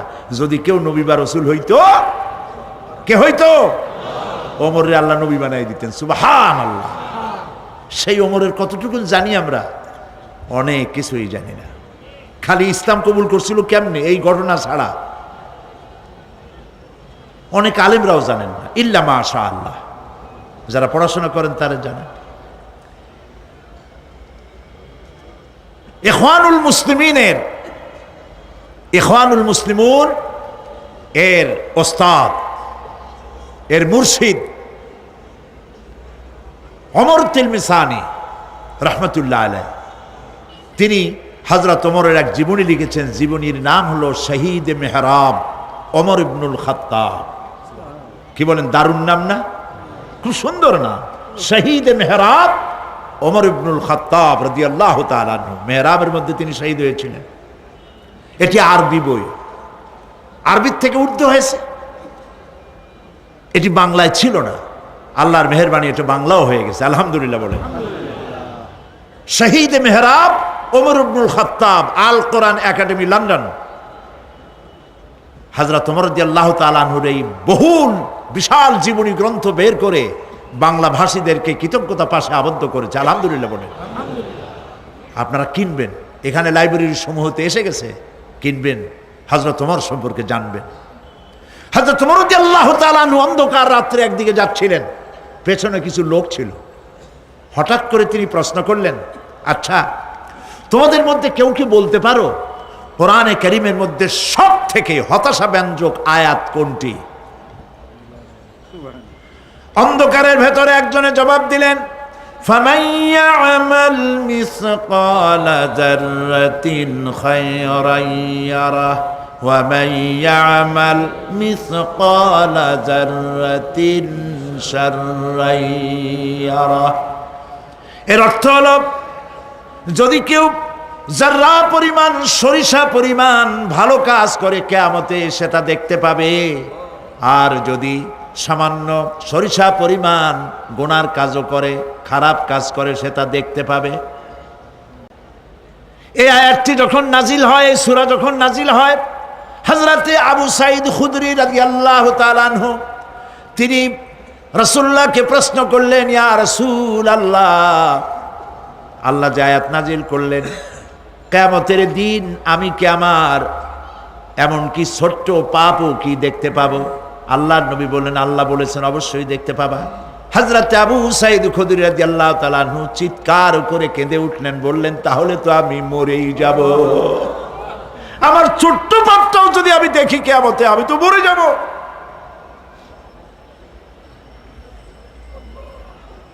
হযরত ওমর রাদিয়াল্লাহু তাআলা আনহু অন্ধকারের ভিতরে হাঁটতেছেন আর কাঁদতেছেন, হাঁটতেছেন আর কাঁদতেছেন। কিছু দূর অগ্রসর হয়ে তিনি প্রশ্ন করলেন, আচ্ছা কেউ কি বলতে পারো কোরআনে কারীমের মধ্যে সব থেকে আশাব্যঞ্জক আয়াত কোনটি? পেছন থেকে অন্ধকারের ভেতর থেকে আওয়াজ এলো, লা তাকনাতু মির রাহমাতিল্লাহ, আল্লাহর রহমত থেকে, দয়া থেকে নিরাশ হয়ে যেও না, হতাশ হয়ে যেও না। হযরত ওমর কাঁদতে কাঁদতে জিজ্ঞেস করলেন, তোমাদের মধ্যে আব্দুল্লাহ ইবনে মাসউদ আছে নাকি? হযরত আব্দুল্লাহ ইবনে মাসউদ বললেন, আমি তো বললাম, আমি জবাব দিলাম। সুবহানাল্লাহ।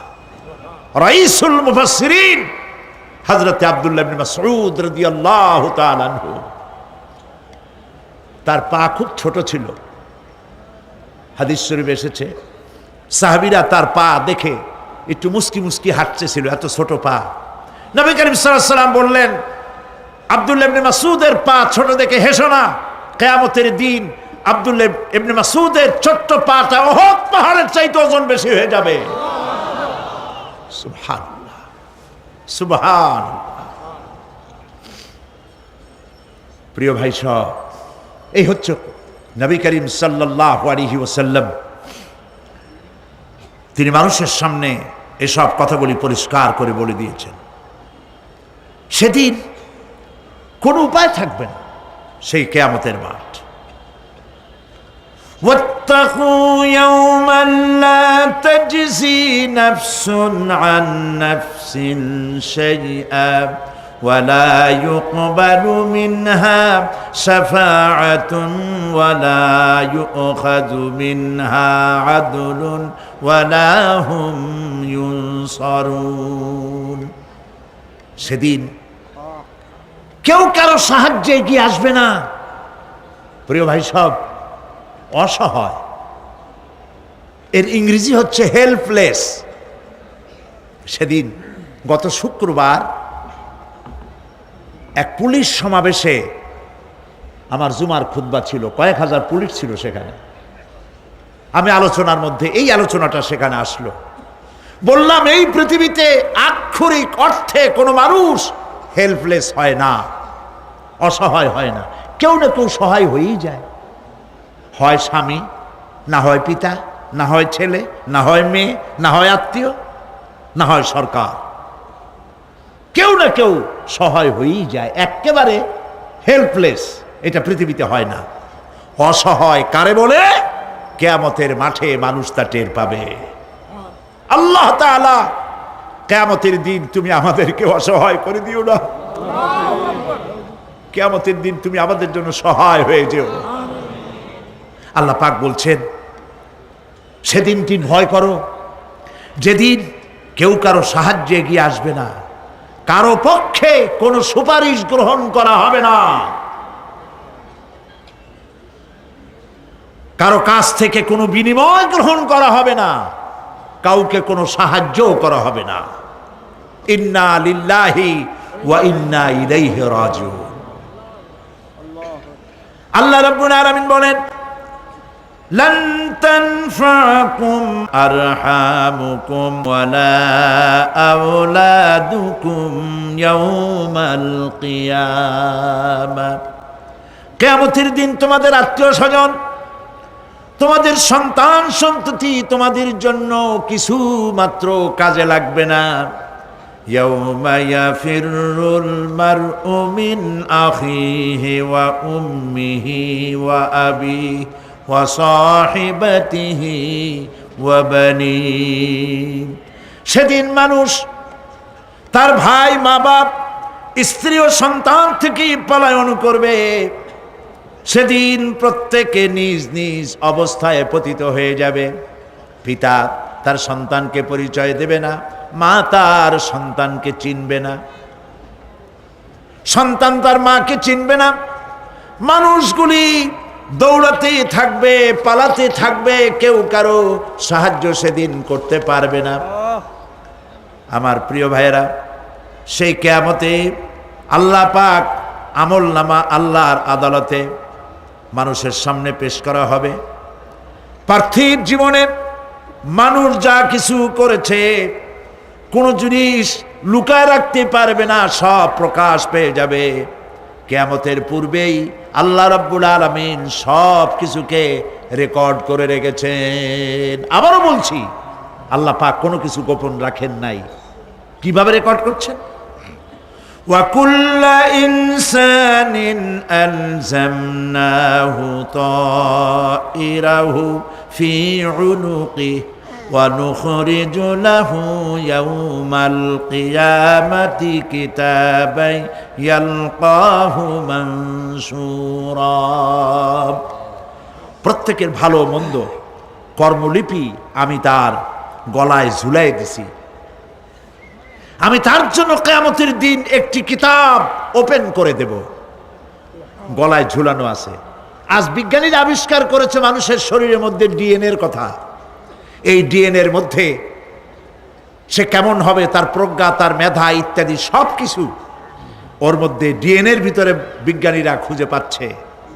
আল্লাহ পাক মানুষের গলায় একটা টেপ রেকর্ডার লাগাই দিয়েছেন, সুবহানাল্লাহ বলেন।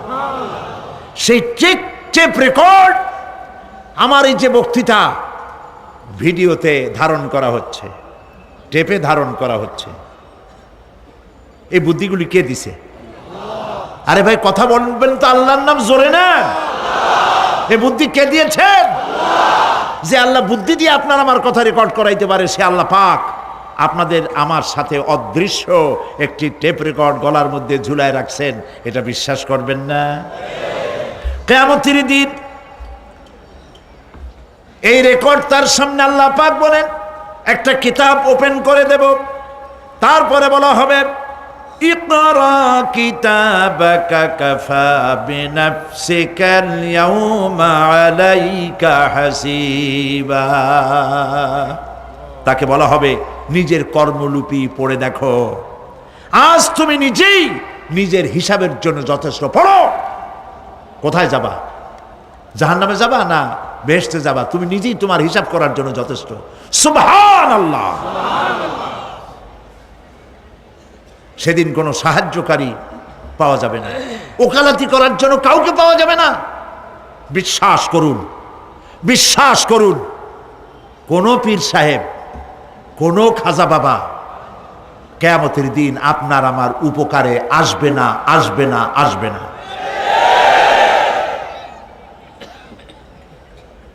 আমল ভালো হবে, আল্লাহ ক্ষমা করবেন। আমল ভালো নাই, পীর সাহেবরা কিচ্ছু করতে পারবেন না। কেউ কেউ মনে করেন পীর সাহেব আমার সুপারিশ করবেন।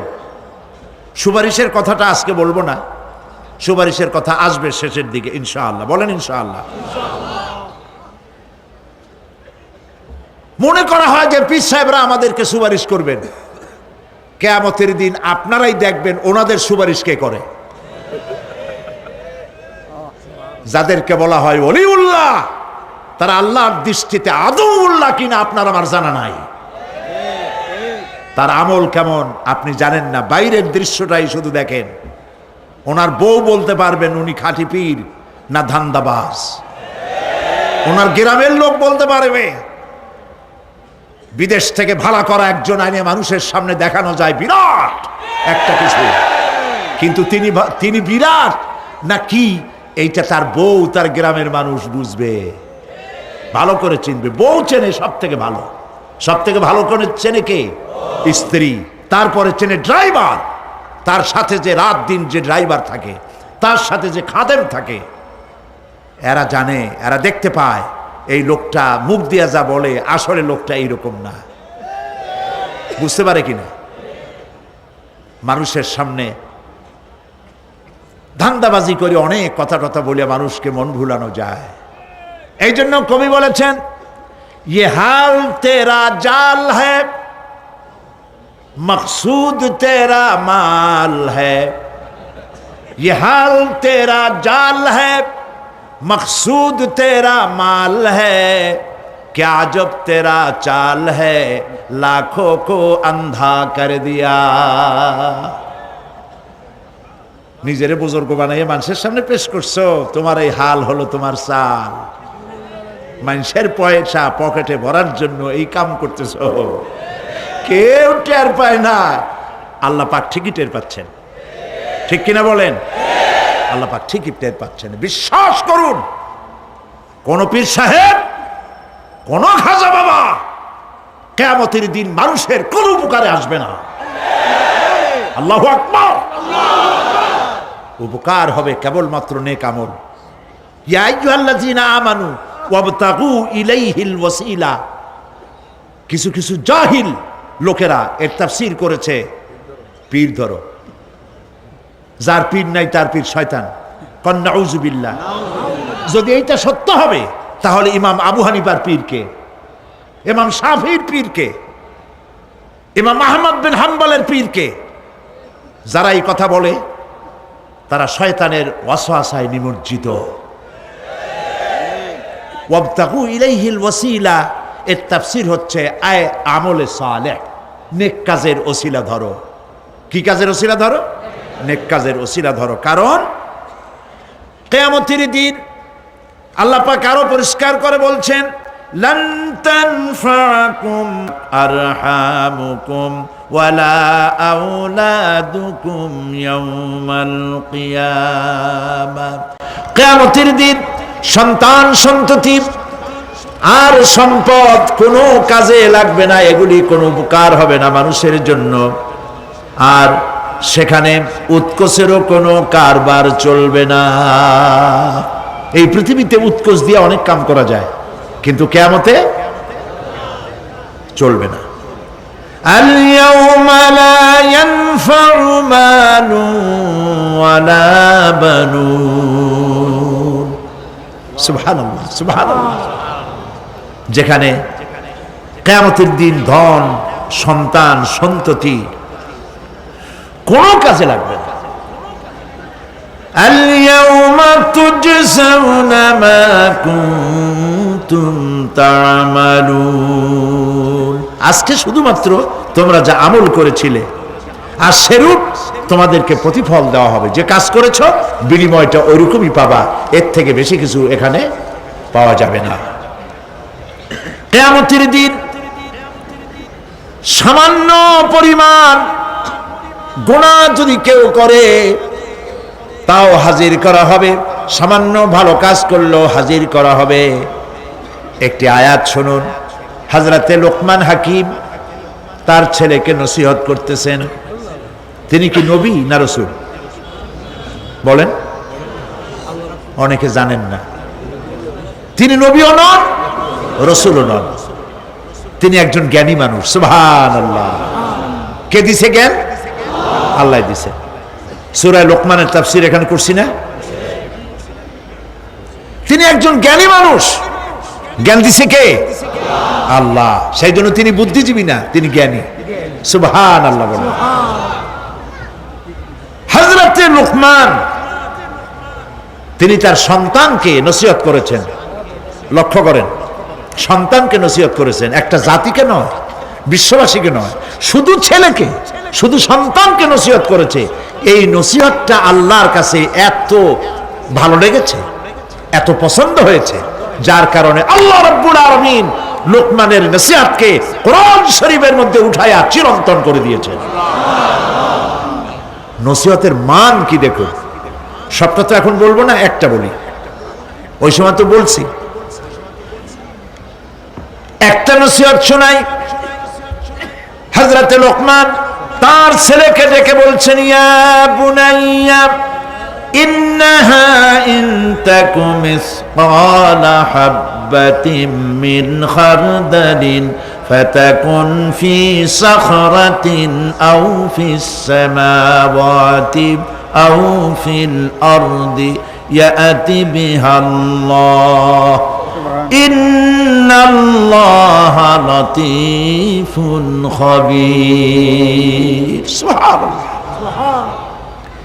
ইয়া বুনাইয়া, ও আমার কলিজার টুকরা। আসলে কথাটা ছিল ইয়া ইবনি, হে আমার ছেলে। কিন্তু তিনি হে আমার ছেলে বললেন না, তিনি ইবনিকে তাসগীর করলেন, বললেন বুনাইয়া, ও আমার কলিজার টুকরা, ও আমার নয়নের পুতুলি। সুবহানাল্লাহ। তার মানে দাওয়াতের টেকনিক আল্লাহ পাক শিখাইছেন কোরআন শরীফে। ধমকাইয়া মানুষ হেদায়েত করতে পারবেন না। মানুষকে আদর করেন, আদর করে কথা কন, কথার আসর হবে। দিল থেকে কথা বলেন, তাসান্নুর আর্টিফিশিয়াল কথা বললে সেই কথায় কাজ হবে না। দিলের থেকে বলেন, মিষ্টি করে বলেন, কৌশলের সাথে বলেন। হযরতে লোকমান ছেলেকে ডাকছে, ইয়া বুনাইয়া, ও আমার কলিজার টুকরা। আপনি নিজেও যদি আপনার অবদ্ধ সন্তানকে যদি বলেন, বাবা, আব্বু, আমার কলিজার টুকরা, নয়নের পুতুলি, আসো আমার কাছে আসো, কপালে একটা চুমা দিলেন, আপনার প্রতি সে আকৃষ্ট হতে বাধ্য। ঠিক কিনা? ঠিক কিনা? এগুলি টেকনিক, কৌশল। ইয়া বুনাইয়া বলেছে বলে মনে করার কোনো কারণ নাই যে যাকে তিনি নসিহত করছেন তিনি শিশু, তিনি খোকা। আমাদের দেশে খোকা তো মন্ত্রীও আছে, তাই বলে তিনি কি খোকা নাকি? একেবারে কি কর। আবার আমার দেশে মানে আমার পিরোজপুরে ওইখানে একজন মন্ত্রী ছিলেন, তার ডাক নাম ছিল শিশু। লোকেরা তাকে মানপত্র দিত মাননীয় শিশু মন্ত্রী। তো শিশু বলার অর্থ তিনি বাচ্চা নন, খোকার অর্থ শিশু নয়, বাচ্চা নয়। এই আমাদের মধ্যেও তো লোকেরা একজন আর একজনকে বাপেরা ডাক দেয়, এই খোকা, গাদা।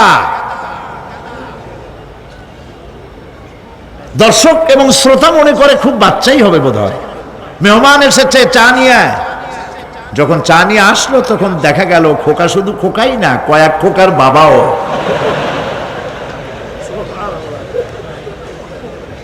হযরত লোকমান যে নসিহত তার ছেলেকে করেছেন, বোঝার কোনো কারণ নাই যে তিনি ছোট।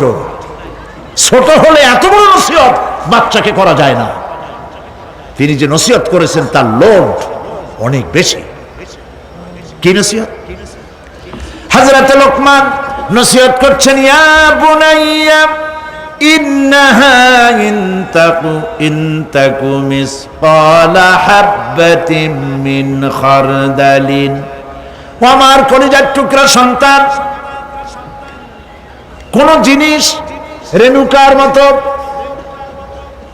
সরিষার দানার চাইতেও অনেক ছোট, ছোটর চাইতেও ছোট, পরমাণুর মতো ছোট্ট একটি জিনিস যদি ফাতাকুন ফি সাখরাতিন, যদি তা কোনো প্রস্তর খণ্ডের মধ্যে যদি আত্মগোপন করে থাকে, কোন মরুভূমির মধ্যে যদি হারিয়ে যায়, আও ফিস সামাওয়াতি, অথবা অন্তরিক্ষে কোন গ্রহ অভ্যন্তরে যদি লুকিয়ে যায়, অথবা সেটা যদি আও ফিল আরদি, অথবা জমিনের কোন পরতে যদি লুক্কায়িত থাকে, ইয়াতি বিহাল্লাহ, আল্লাহ রাব্বুল আলামিন একটি সরিষার 1000 ভাগের 1 ভাগ, একটি কণাও যদি হারায় যায় অন্তরিক্ষে, মহাশূন্যে, সমুদ্রের তলদেশে, মাটির কোন পরতে, আল্লাহ পাক অবশ্যই কিয়ামতে তা উপস্থিত করবেন। আল্লাহু আকবার। ইন্নাল্লাহা লতীফুন খাবীর, তিনি সূক্ষ্মদর্শী। সুবহানাল্লাহ। প্রিয় ভাই সব, এখন আমরা যারা আমাদের জীবনকে বরবাদ করেছি গুনাহ করে, তাদেরকে চিন্তা করতে হবে যে আমরা আল্লাহ পাকের দরবারে উপস্থিত হব এবং সমস্ত কথা এবং কাজের হিসাব সে আল্লাহ পাকের দরবারে আমাদেরকে দিতে হবে। আল্লাহ রাব্বুল আলামিন বলেন, ইয়াউমা তা'তি কুল্লু নাফসিন তুজাদিলু আন নাফসিহা ওয়া তুওয়াফফা কুল্লু নাফসিন মা আমিলাত ওয়া হুম লা ইউযলামুন। সেদিনের চিন্তা করো যেদিন প্রত্যেক ব্যক্তি আত্মরক্ষার জন্য ছুটে বেড়াবে, ব্যস্ত হয়ে যাবে এবং প্রত্যেকের কর্মফল তাকে দেওয়া হবে, কোনোই কমতি করা হবে না, কারো প্রতি জুলুম করা হবে না। আল্লাহ পাক বলেন সেদিন জমিন তার সব রহস্য ফাঁস করে দিবে। ইদা জুলজিলাতিল আরদু জিলজালাহা ওয়া আখরাজাতিল আরদু আসকালাহা ওয়া ক্বালাল ইনসানু মা লাহা। যখন পৃথিবী প্রবল ঝাঁকুনি দেওয়া হবে এই পৃথিবীকে, পৃথিবী তার ভেতরের সবকিছুকে উদ্গীরণ করে দেবে, আর মানুষ হয়রান হয়ে বলবে এগুলি কি হচ্ছে?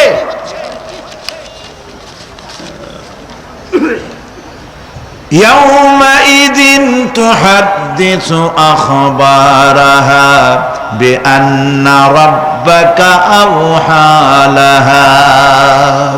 জমিনের উপরে যা কিছু ঘটেছে সেদিন জমিন তার ভেতরের সবকিছু বলে দেবে, কারণ তোমার রব তাকে এমনটি নির্দেশ দিয়েছেন, জমিনে যা কিছু করা হয়েছে জমিন সব উদ্গীরণ করে দেবে, বলে দেবে। অপরাধীদের সেদিন আর কোনো উপায় থাকবে না। সেদিন হর্ষোৎফুল্ল চেহারাগুলি কালো হয়ে যাবে, কারো চেহারা হবে হর্ষোৎফুল্ল নূর ঝলমল করতে থাকবে, আর কারো চেহারা কালো হয়ে যাবে। وجوه يومئذ مسفرة ضاحكة مستبشرة ووجوه يومئذ عليها غبرة আল্লাহ পাক বলেন কিয়ামতের দিন আমলনামা পাওয়ার পরে কারো তো আমলনামা পাওয়ার পরে কারো চেহারা হাস্যোজ্জ্বল হর্ষোজ্জ্বল ঝকমকে সুন্দর হয়ে যাবে, আর কারো চেহারা কালো হয়ে যাবে। তারহাকুহা কাতারা উলাইকা হুমুল কাফারাতুল ফাজারা। কিয়ামতের দিন কতিপয় চেহারা উজ্জ্বল হয়ে উঠবে, সন্তুষ্ট হবে, হাস্যোজ্জ্বল হবে, ঝলমল করবে, আবার কতিপয় চেহারা কালো হয়ে যাবে। যাদের চেহারা কালো হবে তারা হলো কাফের, কাফেরদের চেহারাগুলি কালো হয়ে যাবে, আর মুমিনদের চেহারা আল্লাহ পাক উজ্জ্বল করে দেবেন। সুবহানাল্লাহ। আল্লাহ পাক সেই কিয়ামতের মাঠে তুমি অনুগ্রহ করে দয়া করে আমাদের চেহারাগুলি সুন্দর করে দিও। বলেন আমিন, জোরে বলেন আমিন। পৃথিবীর আমার প্রিয় ভাইরা, দুনিয়ার উপরে পরকালের অগ্রাধিকার দিতে হবে। এই দুনিয়া শেষ কথা নয়, এই দুনিয়া হচ্ছে একটি ওয়েটিং রুম। এটা কি বলে? Transit camp. আপনি যাবেন লন্ডন, দুবাইতে, আপনি এখানে যাত্রা বিরতি, এটা আপনার আবাসের স্থল নয়। আপনি যাবেন ট্রেনে করে ঢাকা, পাহাড়তলী রেল স্টেশন, এখনো আছে না পাহাড়তলীতে? পাহাড়তলী রেল স্টেশন, ওয়েটিং রুমে গিয়ে বসছেন, ওইটা আপনার বাড়ি না, ট্রেন আসতে চলে যেতে হবে, ঠিক কিনা? এই জন্য পৃথিবীটা শেষ কথা নয়, আসল জায়গা কোথায় বলেন সবাই? আল্লাহ রাব্বুল আলামিন বলেছেন, قُلْ هَلْ نُنَبِّئُكُمْ بِالْأَخْسَرِينَ أَعْمَالًا الَّذِينَ ضَلَّ سَعْيُهُمْ فِي الْحَيَاةِ الدُّنْيَا وَهُمْ يَحْسَبُونَ أَنَّهُمْ يُحْسِنُونَ صُنْعًا। এরা হচ্ছে তারা। আমি কে কথা বলবো? আল্লাহ পাক বলছেন, কল বলুন, হাল নুনাব্বিউকুম বিল আখসারিনা আমালা, আমি কি বলে দেব না যে আমলের ব্যাপারে কারা ক্ষতিগ্রস্ত? হ্যাঁ বলবো, হ্যাঁ বলবোই। এরা হচ্ছে ওই সব মানুষ যাদের চেষ্টা সাধনা হয়েছে দুনিয়ার জন্য, ভ্রষ্ট পথে চালিত হয়েছিল, আর তারা মনে করেছিল আমরা খুব ভালো কাজ করতেছি। প্রিয় ভাই, সব থেকে বেশি মূল্য দিতে হবে দুনিয়ার না আখিরাতে। বলেন সবাই। কোরআনে কারিমে রব্বুল আলামিন বলেন, আরাদিতুম বিল হায়াতিদ দুনিয়া মিনাল আখিরাতি ফামা মাতাউল হায়াতিদ দুনিয়া ফিল আখিরাতি ইল্লা কালিল। তোমরা কি দুনিয়ার জীবনকে আখিরাতের চাইতে দুনিয়ার জীবনকে বেশি পেয়ে খুশি হয়েছো, আনন্দ করছো? ফামা মাতাউল হায়াতিদ দুনিয়া ফিল আখিরাতি ইল্লা কালিল। এই দুনিয়া হচ্ছে আখিরাতের জীবনের তুলনায় একেবারেই নগণ্য, তুচ্ছ, কোনো দাম নাই। আমরা দুনিয়া করি। প্রিয় ভাই, সব দুনিয়ার মহব্বতে আমরা পাগল। এই পৃথিবী একটি সুন্দরী পরের স্ত্রীর মতো। এই দৃষ্টান্তটা একটু খেয়াল করে। পৃথিবীটা হচ্ছে একটি সুন্দরী তরুণী তন্নি, ষোলকলায় পরিপূর্ণ যৌবনোচ্ছটা এক পর স্ত্রীর মতো। অন্যের স্ত্রীর স্বাস্থ্য, চেহারা, রূপ, যৌবন যতই চিত্তাকর্ষক, নয়নবিরাম, মনোমুগ্ধকর হোক, তাতে আরেকজনের কোনো লাভ আছে? বলেন, কোন লাভ আছে? খামোকা তাকিয়ে থেকে আফসোস করে কোনো লাভ নাই, সে তো অন্যের স্ত্রী, ঠিক কিনা? এই পৃথিবীও একটি সুন্দরী তরুণী তন্নি, ষোলকলায় পরিপূর্ণ যৌবন এক পর নারীর মতো কোনোদিন আপনার হবে না। এটার জন্য আপনি চেষ্টা করছেন, আরো চাই, আরো চাই, বাড়ি চাই, গাড়ি চাই, হাফ মন্ত্রী হইছি, ফুল মন্ত্রী হইতে চাই। 2টা বাড়ি আছে, 10টা বাড়ি চাই, 6টা গাড়ি আছে, 15টা গাড়ি চাই। নবীজি বলেছেন, লাউ কানা লি ইবনি আদম ওয়াদিম মিন যাহাবিন লাহাব্বা ইয়াকুনা লাহু সানিন, যদি কাউকে একটি স্বর্ণ ভরা মাঠ দেওয়া হয়, সে বলবে এরকম আরেকটি সোনা ভরা মাঠ যদি আমারে দেওয়া হইতো। নবীজি বলেছেন, ওয়ালা ইয়ামলাউ জাওফু ইবনু আদম ইল্লা তুরাব, আদম সন্তানের পেট কবরের মাটি ছাড়া আর কিছুতে ভরবে না। খালি চাই আর চাই, কোনো লাভ নাই। গরুটারে দুনিয়াটা কেমন দেখেন, গরুটার কান ধরে যদি আপনার কাছে টানেন, আমার গরু আমার কাছে আয়, গরু আপনার কাছে টান ধরে টানলে আসবে, ঠিক ঠিক না? গাধারে, ঘোড়ারে, মানুষেরে, রেডিওরে, টেলিভিশনের, খাটেরে, টেবিলে, এগুলো ধরে টান দেবে, আমার আয় আমার কাছে, টানলে আপনার কাছে আসবে। আমার করতে গিয়ে পতেঙ্গায় চলে যান, সমুদ্রের মাঝে নামেন, বুক সমান পানির মধ্যে নেমে পানির ভিতরে 2টা থাবা মারেন এরকম করে, আমার বঙ্গোপসাগর যাবি কই, আয় আমার দিকে, আসবে? আসবে? আসবে না। দুনিয়াটা বঙ্গোপসাগরের মতো, কিরকম? ওয়ামান ইয়াসহাবিদ দুনিয়া মিসলা কাবিদিন, ওয়ামান ইয়াসহাবিদ দুনিয়া মিসলা কাবিদিন আলাল মায়ে খানাতুহু ফুরুজুল আসাবিঈ। দুনিয়া যারা কামাই করে, দুনিয়া যারা চায়, তাদের অবস্থা হলো যেন কেউ পানির উপরে 2টা থাবা মারলো, এরকম থাবা মেরে পানিকে শক্ত করে ধরলো, এরপরে আমার পানি, আমার নদী উঠায় আয়, এই বলিয়া সমুদ্র উঠে আনলেন, আপনার বাড়িতে এসে সমুদ্র পুকুর হয়ে যাবে নাকি? খুব জোরে থাবা দিবেন, বাড়ি যাইয়ান, বাড়ি গিয়ে আজকে আপনার পুকুরে, খালের মধ্যে হাত দিয়া সব শক্তি দিয়া থাবা বাইরে খামসায় ধরবেন পানি, এরপরে উঠাবেন, থাকবে পানি? কবি কি সুন্দর বলেছেন, ওয়ামান ইয়াসহাবিদ দুনিয়া মিসলা কাবিদিন আলাল মায়ে খানাতুহু ফুরুজুল আসাবিঈ।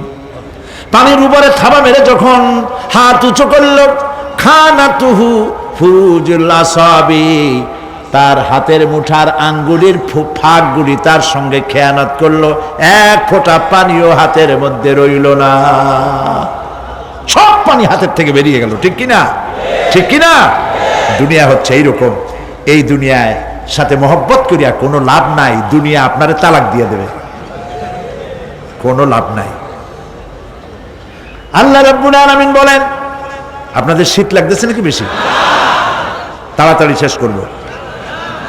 আল্লাহ রাব্বুল আলামিন বলেন, فَأَمَّا مَنْ طَغَى وَآثَرَ الْحَيَاةَ الدُّنْيَا فَإِنَّ الْجَحِيمَ هِيَ الْمَأْوَى। যে ব্যক্তি বিদ্রোহ করেছে আর দুনিয়ার জীবনকে অগ্রাধিকার দিয়েছে, তার পরিণতি হবে জাহান্নাম। পরিণতি কি হবে? জাহান্নাম। وَأَمَّا مَنْ خَافَ مَقَامَ رَبِّهِ وَنَهَى النَّفْسَ عَنِ الْهَوَى فَإِنَّ الْجَنَّةَ هِيَ الْمَأْوَى। আর যে ব্যক্তি রবের সাথে সাক্ষাতের ভয় করেছে, আল্লাহর সাথে দেখা হবে, সেদিন কি জবাব দেব, এই মনে করে যে নফসের দাবি পূরণ করে নাই, নফসের আশঙ্কা আকাঙ্ক্ষা পূরণ করে নাই, নফস বলেছে পরের স্ত্রী লোক দেখ, নফস বলেছে পরনারী স্পর্শ কর, নফস বলেছে সুদের টাকা নে, ঘুষের টাকা নে, নফস বলেছে গান বাজনা শোন, শয়তানি বদমাশি কর। এই নফসের সাথে যে বিদ্রোহ করেছে, আল্লাহর সঙ্গে দেখা হবে এই ভয়তে দুনিয়ার টাটকা সুখগুলি যে পাও দিয়া লাথি মেরে যে ফেলে দিয়েছে, আল্লাহ পাক বলেন, ফাইনাল জান্নাতা হিয়াল মাওয়া, আমি তোরে জান্নাত দিয়ে দেব। সুবহানাল্লাহ। আমারে ভয় করিয়া, আমারে দেখে নাই, আমার ফেরেশতা দেখে নাই, সে জিনা করতে পারতো, অথচ করলো না আমার ভয়তে। সে মদ খাইতে পারত, খাইলো না আমার ভয়তে। কোটি কোটি টাকা মারতে পারত, করলো না আমার ভয়তে। আল্লাহ পাককে ভয় করে যে নফসের সাথে বিদ্রোহ করলো, আল্লাহ পাক বলছেন আমি তাকে জান্নাত দিয়ে দেব। সুবহানাল্লাহ। মহান আল্লাহ রাব্বুল আলামিন বলেন, বিষয়টা তোমরা তো বুঝতেই পারো নাই। বাল তুসিরুনাল হায়াতাদ দুনিয়া ওয়াল আখিরাতু খায়রু ওয়া আবকা। তোমরা না বুঝে দুনিয়ার জীবনকেই অগ্রাধিকার দিয়েছো। আসলে তো পরকাল হচ্ছে অতি উত্তম এবং স্থায়ী। এই দুনিয়া শেষ হবে আর আখিরাত হবে কি? স্থায়ী। কুল মাতাউদ দুনিয়া কালিলুন ওয়াল আখিরাতু খায়রুন লিমান ইত্তাকা। বলো দুনিয়ার সুখ সম্পদ খুবই নগণ্য। যে ব্যক্তি তাকওয়ার সাথে জীবন যাপন করবে তার জন্য পরকাল উত্তম হবে। পরকালের ঘরটারে আসুন সুন্দর বানাই। আমরা আমাদের বাড়িগুলোকে সুন্দর করেছি, মোজাইক করেছি, টাইলস দিয়েছি। ইটালি থেকে টাইলস এনে লাগানো হয়েছে, পাকিস্তান থেকে সুন্দর সুন্দর পাথর এনে বসানো হয়েছে। বাথরুমের ফিটিংস গুলিতে যে টাকা খরচ হয়েছে, গরিবের 50টা তাতে বাড়ি হয়ে যায়। আহারে, কোনো লাভ নাই, কবরটা খালি পড়ে থাকবে। প্রিয় ভাই সব, দারুণ শীত পড়েছে, মানুষ মরে যাচ্ছে। অনেক মানুষ এবার মারা গেছে শীতে।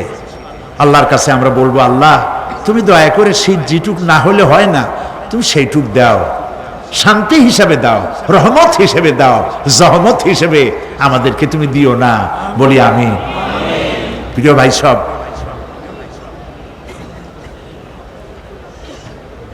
যারা মাজারে টাকা দেন, চাদর চড়া, মৃত্যু মানুষের কবরের উপরে যারা মশারি টানান, তাদের বিবেকের কাছে আপিল করি, যিনি মারা গেছেন আল্লাহর ওলি, তার সম্পর্কে আপনার ধারণা এত খারাপ কেন? মশারি টানায় দিচ্ছেন, আপনার ধারণা কি এই দুনিয়াও মশাই খাইছে, কবরের মধ্যে গিয়েও মশাই খাবে? কাপড় চোপড় দরকার কার? জেতা মাসের না মরা মানুষের? জীবিত মানুষ কাপড় পায় না।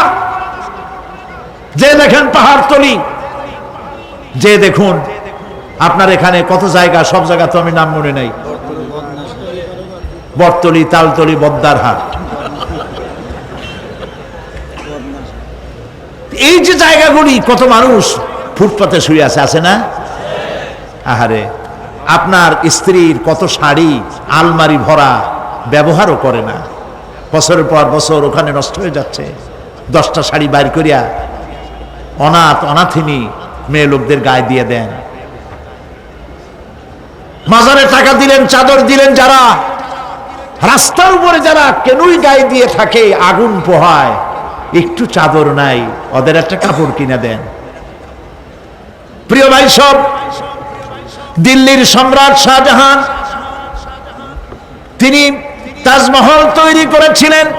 তদানীন্তন বাজারে 20 কোটি টাকা খরচ করে 20 বছর ধরে প্রচেষ্টা করে 22,000 শ্রমিক লাগাইয়া তাজমহল বানিয়েছিলেন। জানেন কেন ইতিহাস? কোন বাজারে? যেই বাজারে 1 টাকায় 8 মণ চাউল পাওয়া যাইত। বুঝছেন কথা? সেই বাজারে 20 কোটি টাকা খরচ করেছেন, 22,000 শ্রমিক লাগিয়েছেন, 20 বছর সময় লেগেছে তাজমহল করতে। এবার একটা নির্মম বাস্তব কথা শুনুন। আপনি যদি কোনো একটি এতিমের গায়ে, কোন এক অনাথিনী বিধবার গায়ে, কোন এক কচি শিশু, বাপ নাই মা নাই, শীতের দিনে খালি গায়ে কেন 2টা হাত গলার উপরে ধরে সকালবেলায় কাঁপতেছে, ওই বাচ্চা এতিমের গায়ে একটি চাদর, একটি গেঞ্জি, একটি পুরানা সোয়েটার গায়ে দিয়ে যদি এতিম বাচ্চার মুখে যদি হাসি ফোটাতে পারেন, বিশ্বাস করুন 20 বছর ধরে 22,000 শ্রমিক লাগাইয়া 20 কোটি টাকা খরচের তাজমহলের চাইতে আল্লাহর কাছে এতিমের মুখের হাসির দাম বেশি। প্রিয় ভাই সব, দুনিয়াটার জন্য সব করলাম, আখেরাতের ঘর বানাইলাম না। আসুন আখেরাতের ঘর বানাই। আখেরাতে আমাদের সকলকে উঠতে হবে, সেখান থেকে কেউ আমরা কি বাঁচতে পারবো না, উঠতে হবে সবাইকে। অনেক লম্বা আলোচনা করব না, এখন শেষ করে দেই, বাকি কথা কালকে বলবো ইনশাআল্লাহ। বলেন ইনশাআল্লাহ। তবে আরো দুইটা আয়াত আছে, না শুনলে, আরে ভাই কত জায়গায় ওয়াজ মাহফিল হয় সারা রাত, হয় না? সারা রাত ফজরের সময় গরুর গোশত খায়, জম্মের খাওয়া, সারাদিন পেট খারাপ। কি শুনলো আর কি কইলো আল্লাহ জানে। পরে লোকেরা জিজ্ঞেস করে, ভাই গত রাত্রে যে তোমার টের পাই নেই, তুমি কোথায় গেছিলা? কয় বাবা গেছিলাম ওয়াজ শুনতে। কি ওয়াজ? কয় শেষ কথা বলে শেষ করা যাবে না। হাই রে ওয়াজ, কি ওয়াজ? কয় অনেক বিষয়। কয় ভাই আমি তো যাই নাই, দু একটা বিষয় আমার শোনাও না। কয় আল্লাহর কসম সারা রাত তেমন শোনা শুনছি যার একটা কথাও আমার মনে নেই। দাম আছে এগুলা? দাম নাই। কিসসা কাহিনী হাবি যাবি, যার পেছনে কোরআন নাই, দলিল নাই, আছে শুধু হিংসা আর হিংসা। অমুকের তাফসীর খারাপ, অমুকের অমুক খারাপ, তমুক খারাপ, এই চিৎকার দিয়া বাজার গরম করতে পারবেন না। কারণ মানুষের আপনাদেরকে চিনে ফেলেছে, আপনারা ফাসাদ সৃষ্টি করতে চান, আপনারা মানুষের মধ্যে বিভেদ সৃষ্টি করতে চান। এই জন্য লাখ টাকা খরচ করে মানুষ পাবেন না, মানুষ আসবে কোরআনের মহব্বতে, কোরআনের কথা শুনতে। সুবহানাল্লাহ বলো। প্রিয় ভাই সব,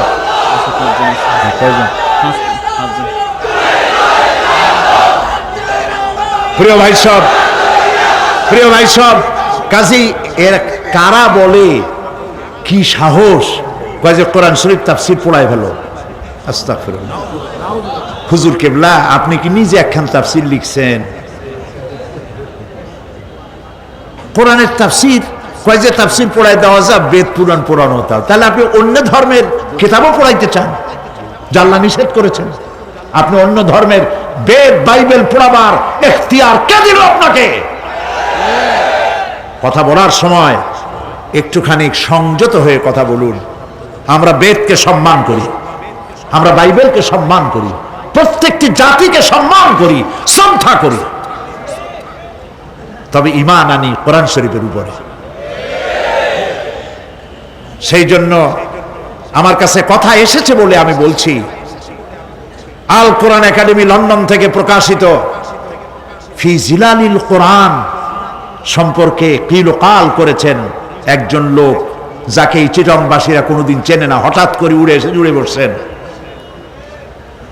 ফি জিলালিল কোরআন যিনি লিখেছেন, আপনি তো তার জুতা বহন করার যোগ্যতা রাখেন না। তিনি দুনিয়ার অমর শহীদ সৈয়দ কুতুব রাহমাতুল্লাহ আলাইহি, যিনি জেলখানার ভেতরে বসে কোন রকমের রেফারেন্স কিতাব ছাড়াই কোরআনের তাফসীর লিখে পৃথিবীতে অমর হয়ে আছেন। কোন সাহসে বলেছেন? আপনার জিহ্বা তো আস্ত থাকার কথা নয়। মারাত্মক কথা বলবেন না, জবান সংযত করে কথা বলবেন। আপনি কি জানেন কার সম্পর্কে আপনি কথা বলেছেন? কার লেখা তাফসীরের বিরুদ্ধে কথা বলেছেন?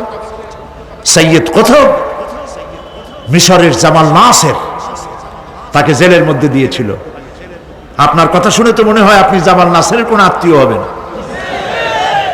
জামাল নাসের জেলের মধ্যে ঢুকায় দিয়া শিকারী ক্ষুধার্ত পাগলা কুত্তা ঢুকায় দিয়েছে, দরজা বাইরের থেকে বন্ধ করে দিয়েছে। কয়েক ঘন্টা পর সেনাবাহিনীর লোকদেরকে পাঠিয়ে দিয়েছে যে দেখো জেলখানার ভিতরে কুত্তার সাথে কুত্তায় কি ব্যবহার করে। নাউজুবিল্লাহ। সেনাবাহিনীর লোকেরা জেলখানা থেকে ফিরে এসে জামাল নাসেরকে জবাব দিল, জেলখানার ভিতরে যেয়ে দেখে এলাম তালাবদ্ধ রুমের ভিতরে শেখ সৈয়দ কুতুব নামাজের সিজদার ভিতরে পড়ে আছেন, আর ক্ষুধার্ত পাগলা শিকারী কুকুর তার পাশে বসে তারে পাহারা দিচ্ছে। সুতরাং কথা বলার সময় একটু হুশ করে কথা বলবেন, মেহেরবানি করে। প্রিয় ভাই, সব বলতেছিলাম রাত একটু বেশি হলে ক্ষতি কি? আল্লাহ বেশি মানে আমার কিন্তু এরকম অভ্যাসও নাই যে সারা রাত ওয়াজ শুনাই। ওই কার বলে অভ্যাস ছিল চোখ বুঝে ওয়াজ করার। মাহফিল ভরা মানুষ চোখ বুঝে ওয়াজ আরম্ভ করছে, তারপরে হঠাৎ চোখ খুলে দেখে কেউ নেই। বেচারা খুব রাগ হয়ে গেছে, এই এলাকার মানুষ তো ভারী বেকায়দার, আমারে ফেলায় থুয়া সব পালাইছে।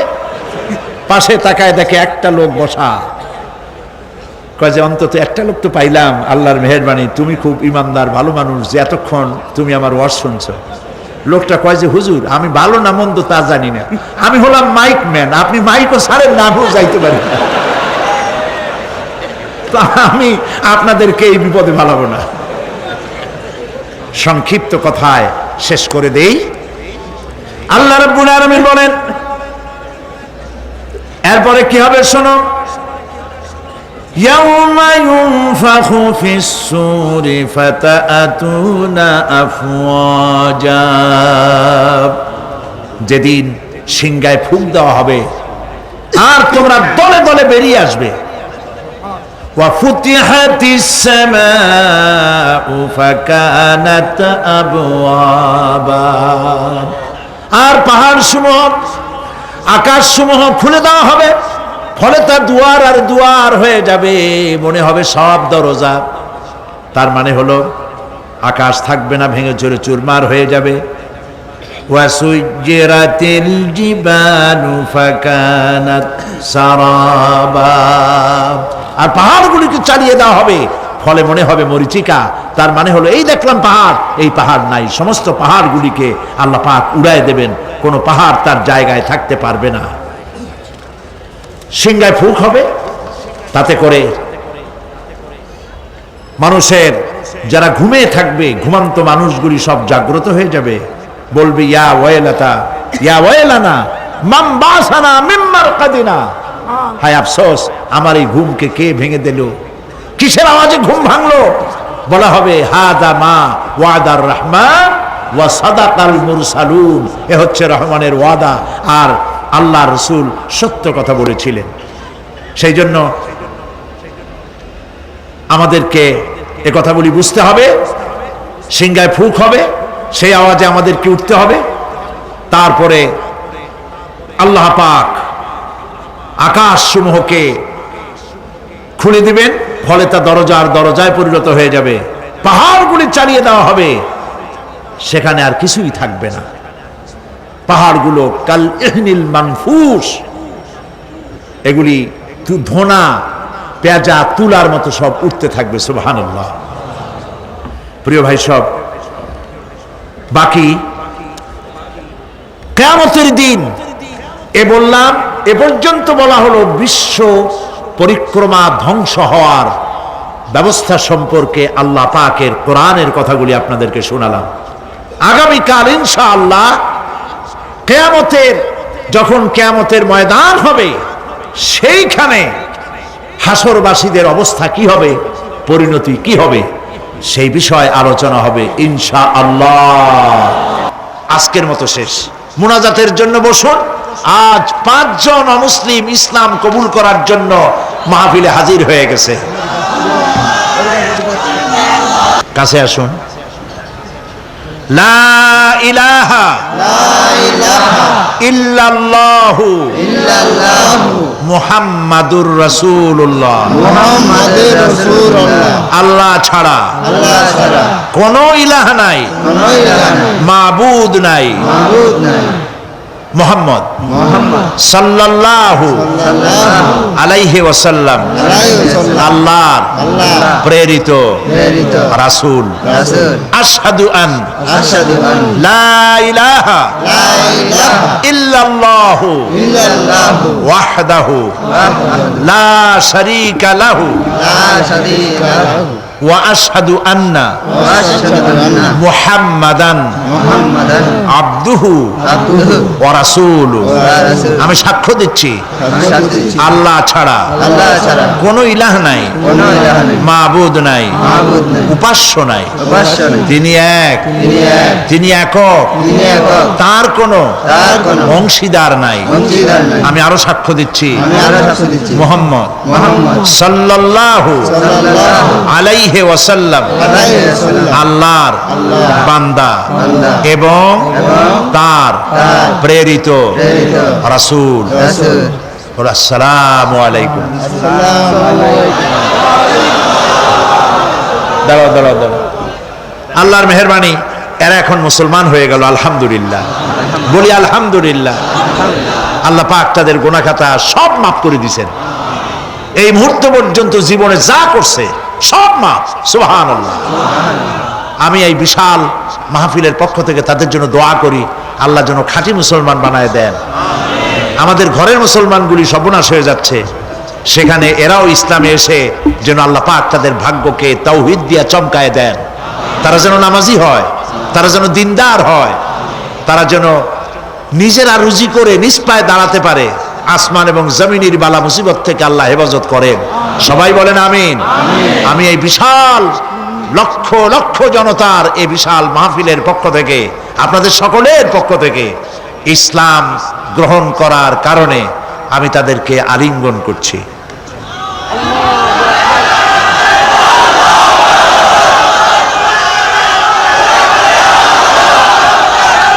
আল্লাহুম্মা আমিন। রব্বানা যালামনা আনফুসানা ওয়া ইল্লাম তাগফির লানা ওয়া তারহামনা লানাকুনান্না মিনাল খাসিরিন। রব্বুল আলামিন, লাখো জনতা নিয়ে তোমার দরবারে হাত তুলেছি।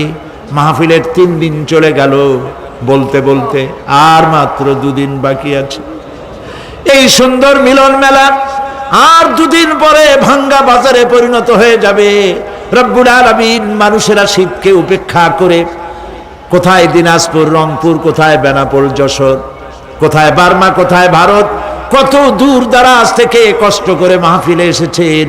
আয় আল্লাহ তাআলা, দয়া করে মেহেরবানি করে আজকের এই মাহফিলকে আমাদের জন্য কিয়ামতের দিন জাহান্নাম থেকে বাঁচার জন্য ওসিলা বানাইয়া দিও। রব্বুল আলামিন, আমাদের মধ্য থেকে আমাদের মা বাপ যদি দুনিয়া থেকে বিদায় হয়ে গেছে, আমাদের মা বাপের কবরগুলিকে জান্নাতের টুকরা বানাইয়া দিও। রব্বির হামহুমা কামা রব্বায়ানি সগীরা। সবাই পড়েন, রব্বির হামহুমা কামা রব্বায়ানি সগীরা। রব্বুল আলামিন, আমাদের বিবি বাল বাচ্চা যা দান করেছো সবগুলিকে দিনদার বানাও, ইমানদার বানাও, নামাজি বানাও।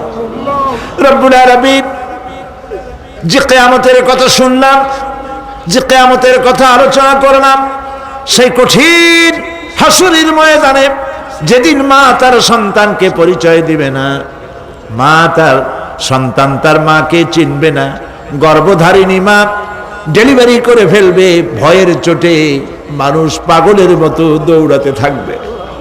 ওই কঠিন হাসরের ময়দানে পায়ের নিচে হবে তামার মতো মাটি, আর মাথার উপরে প্রকাণ্ড সূর্যের উত্তাপে মানুষের মাথার চান্দি ফেটে গিয়া গুনাহগারের মগজগুলি গলে গলে নাক কান দিয়ে বেয়ে পড়তে লাগবে।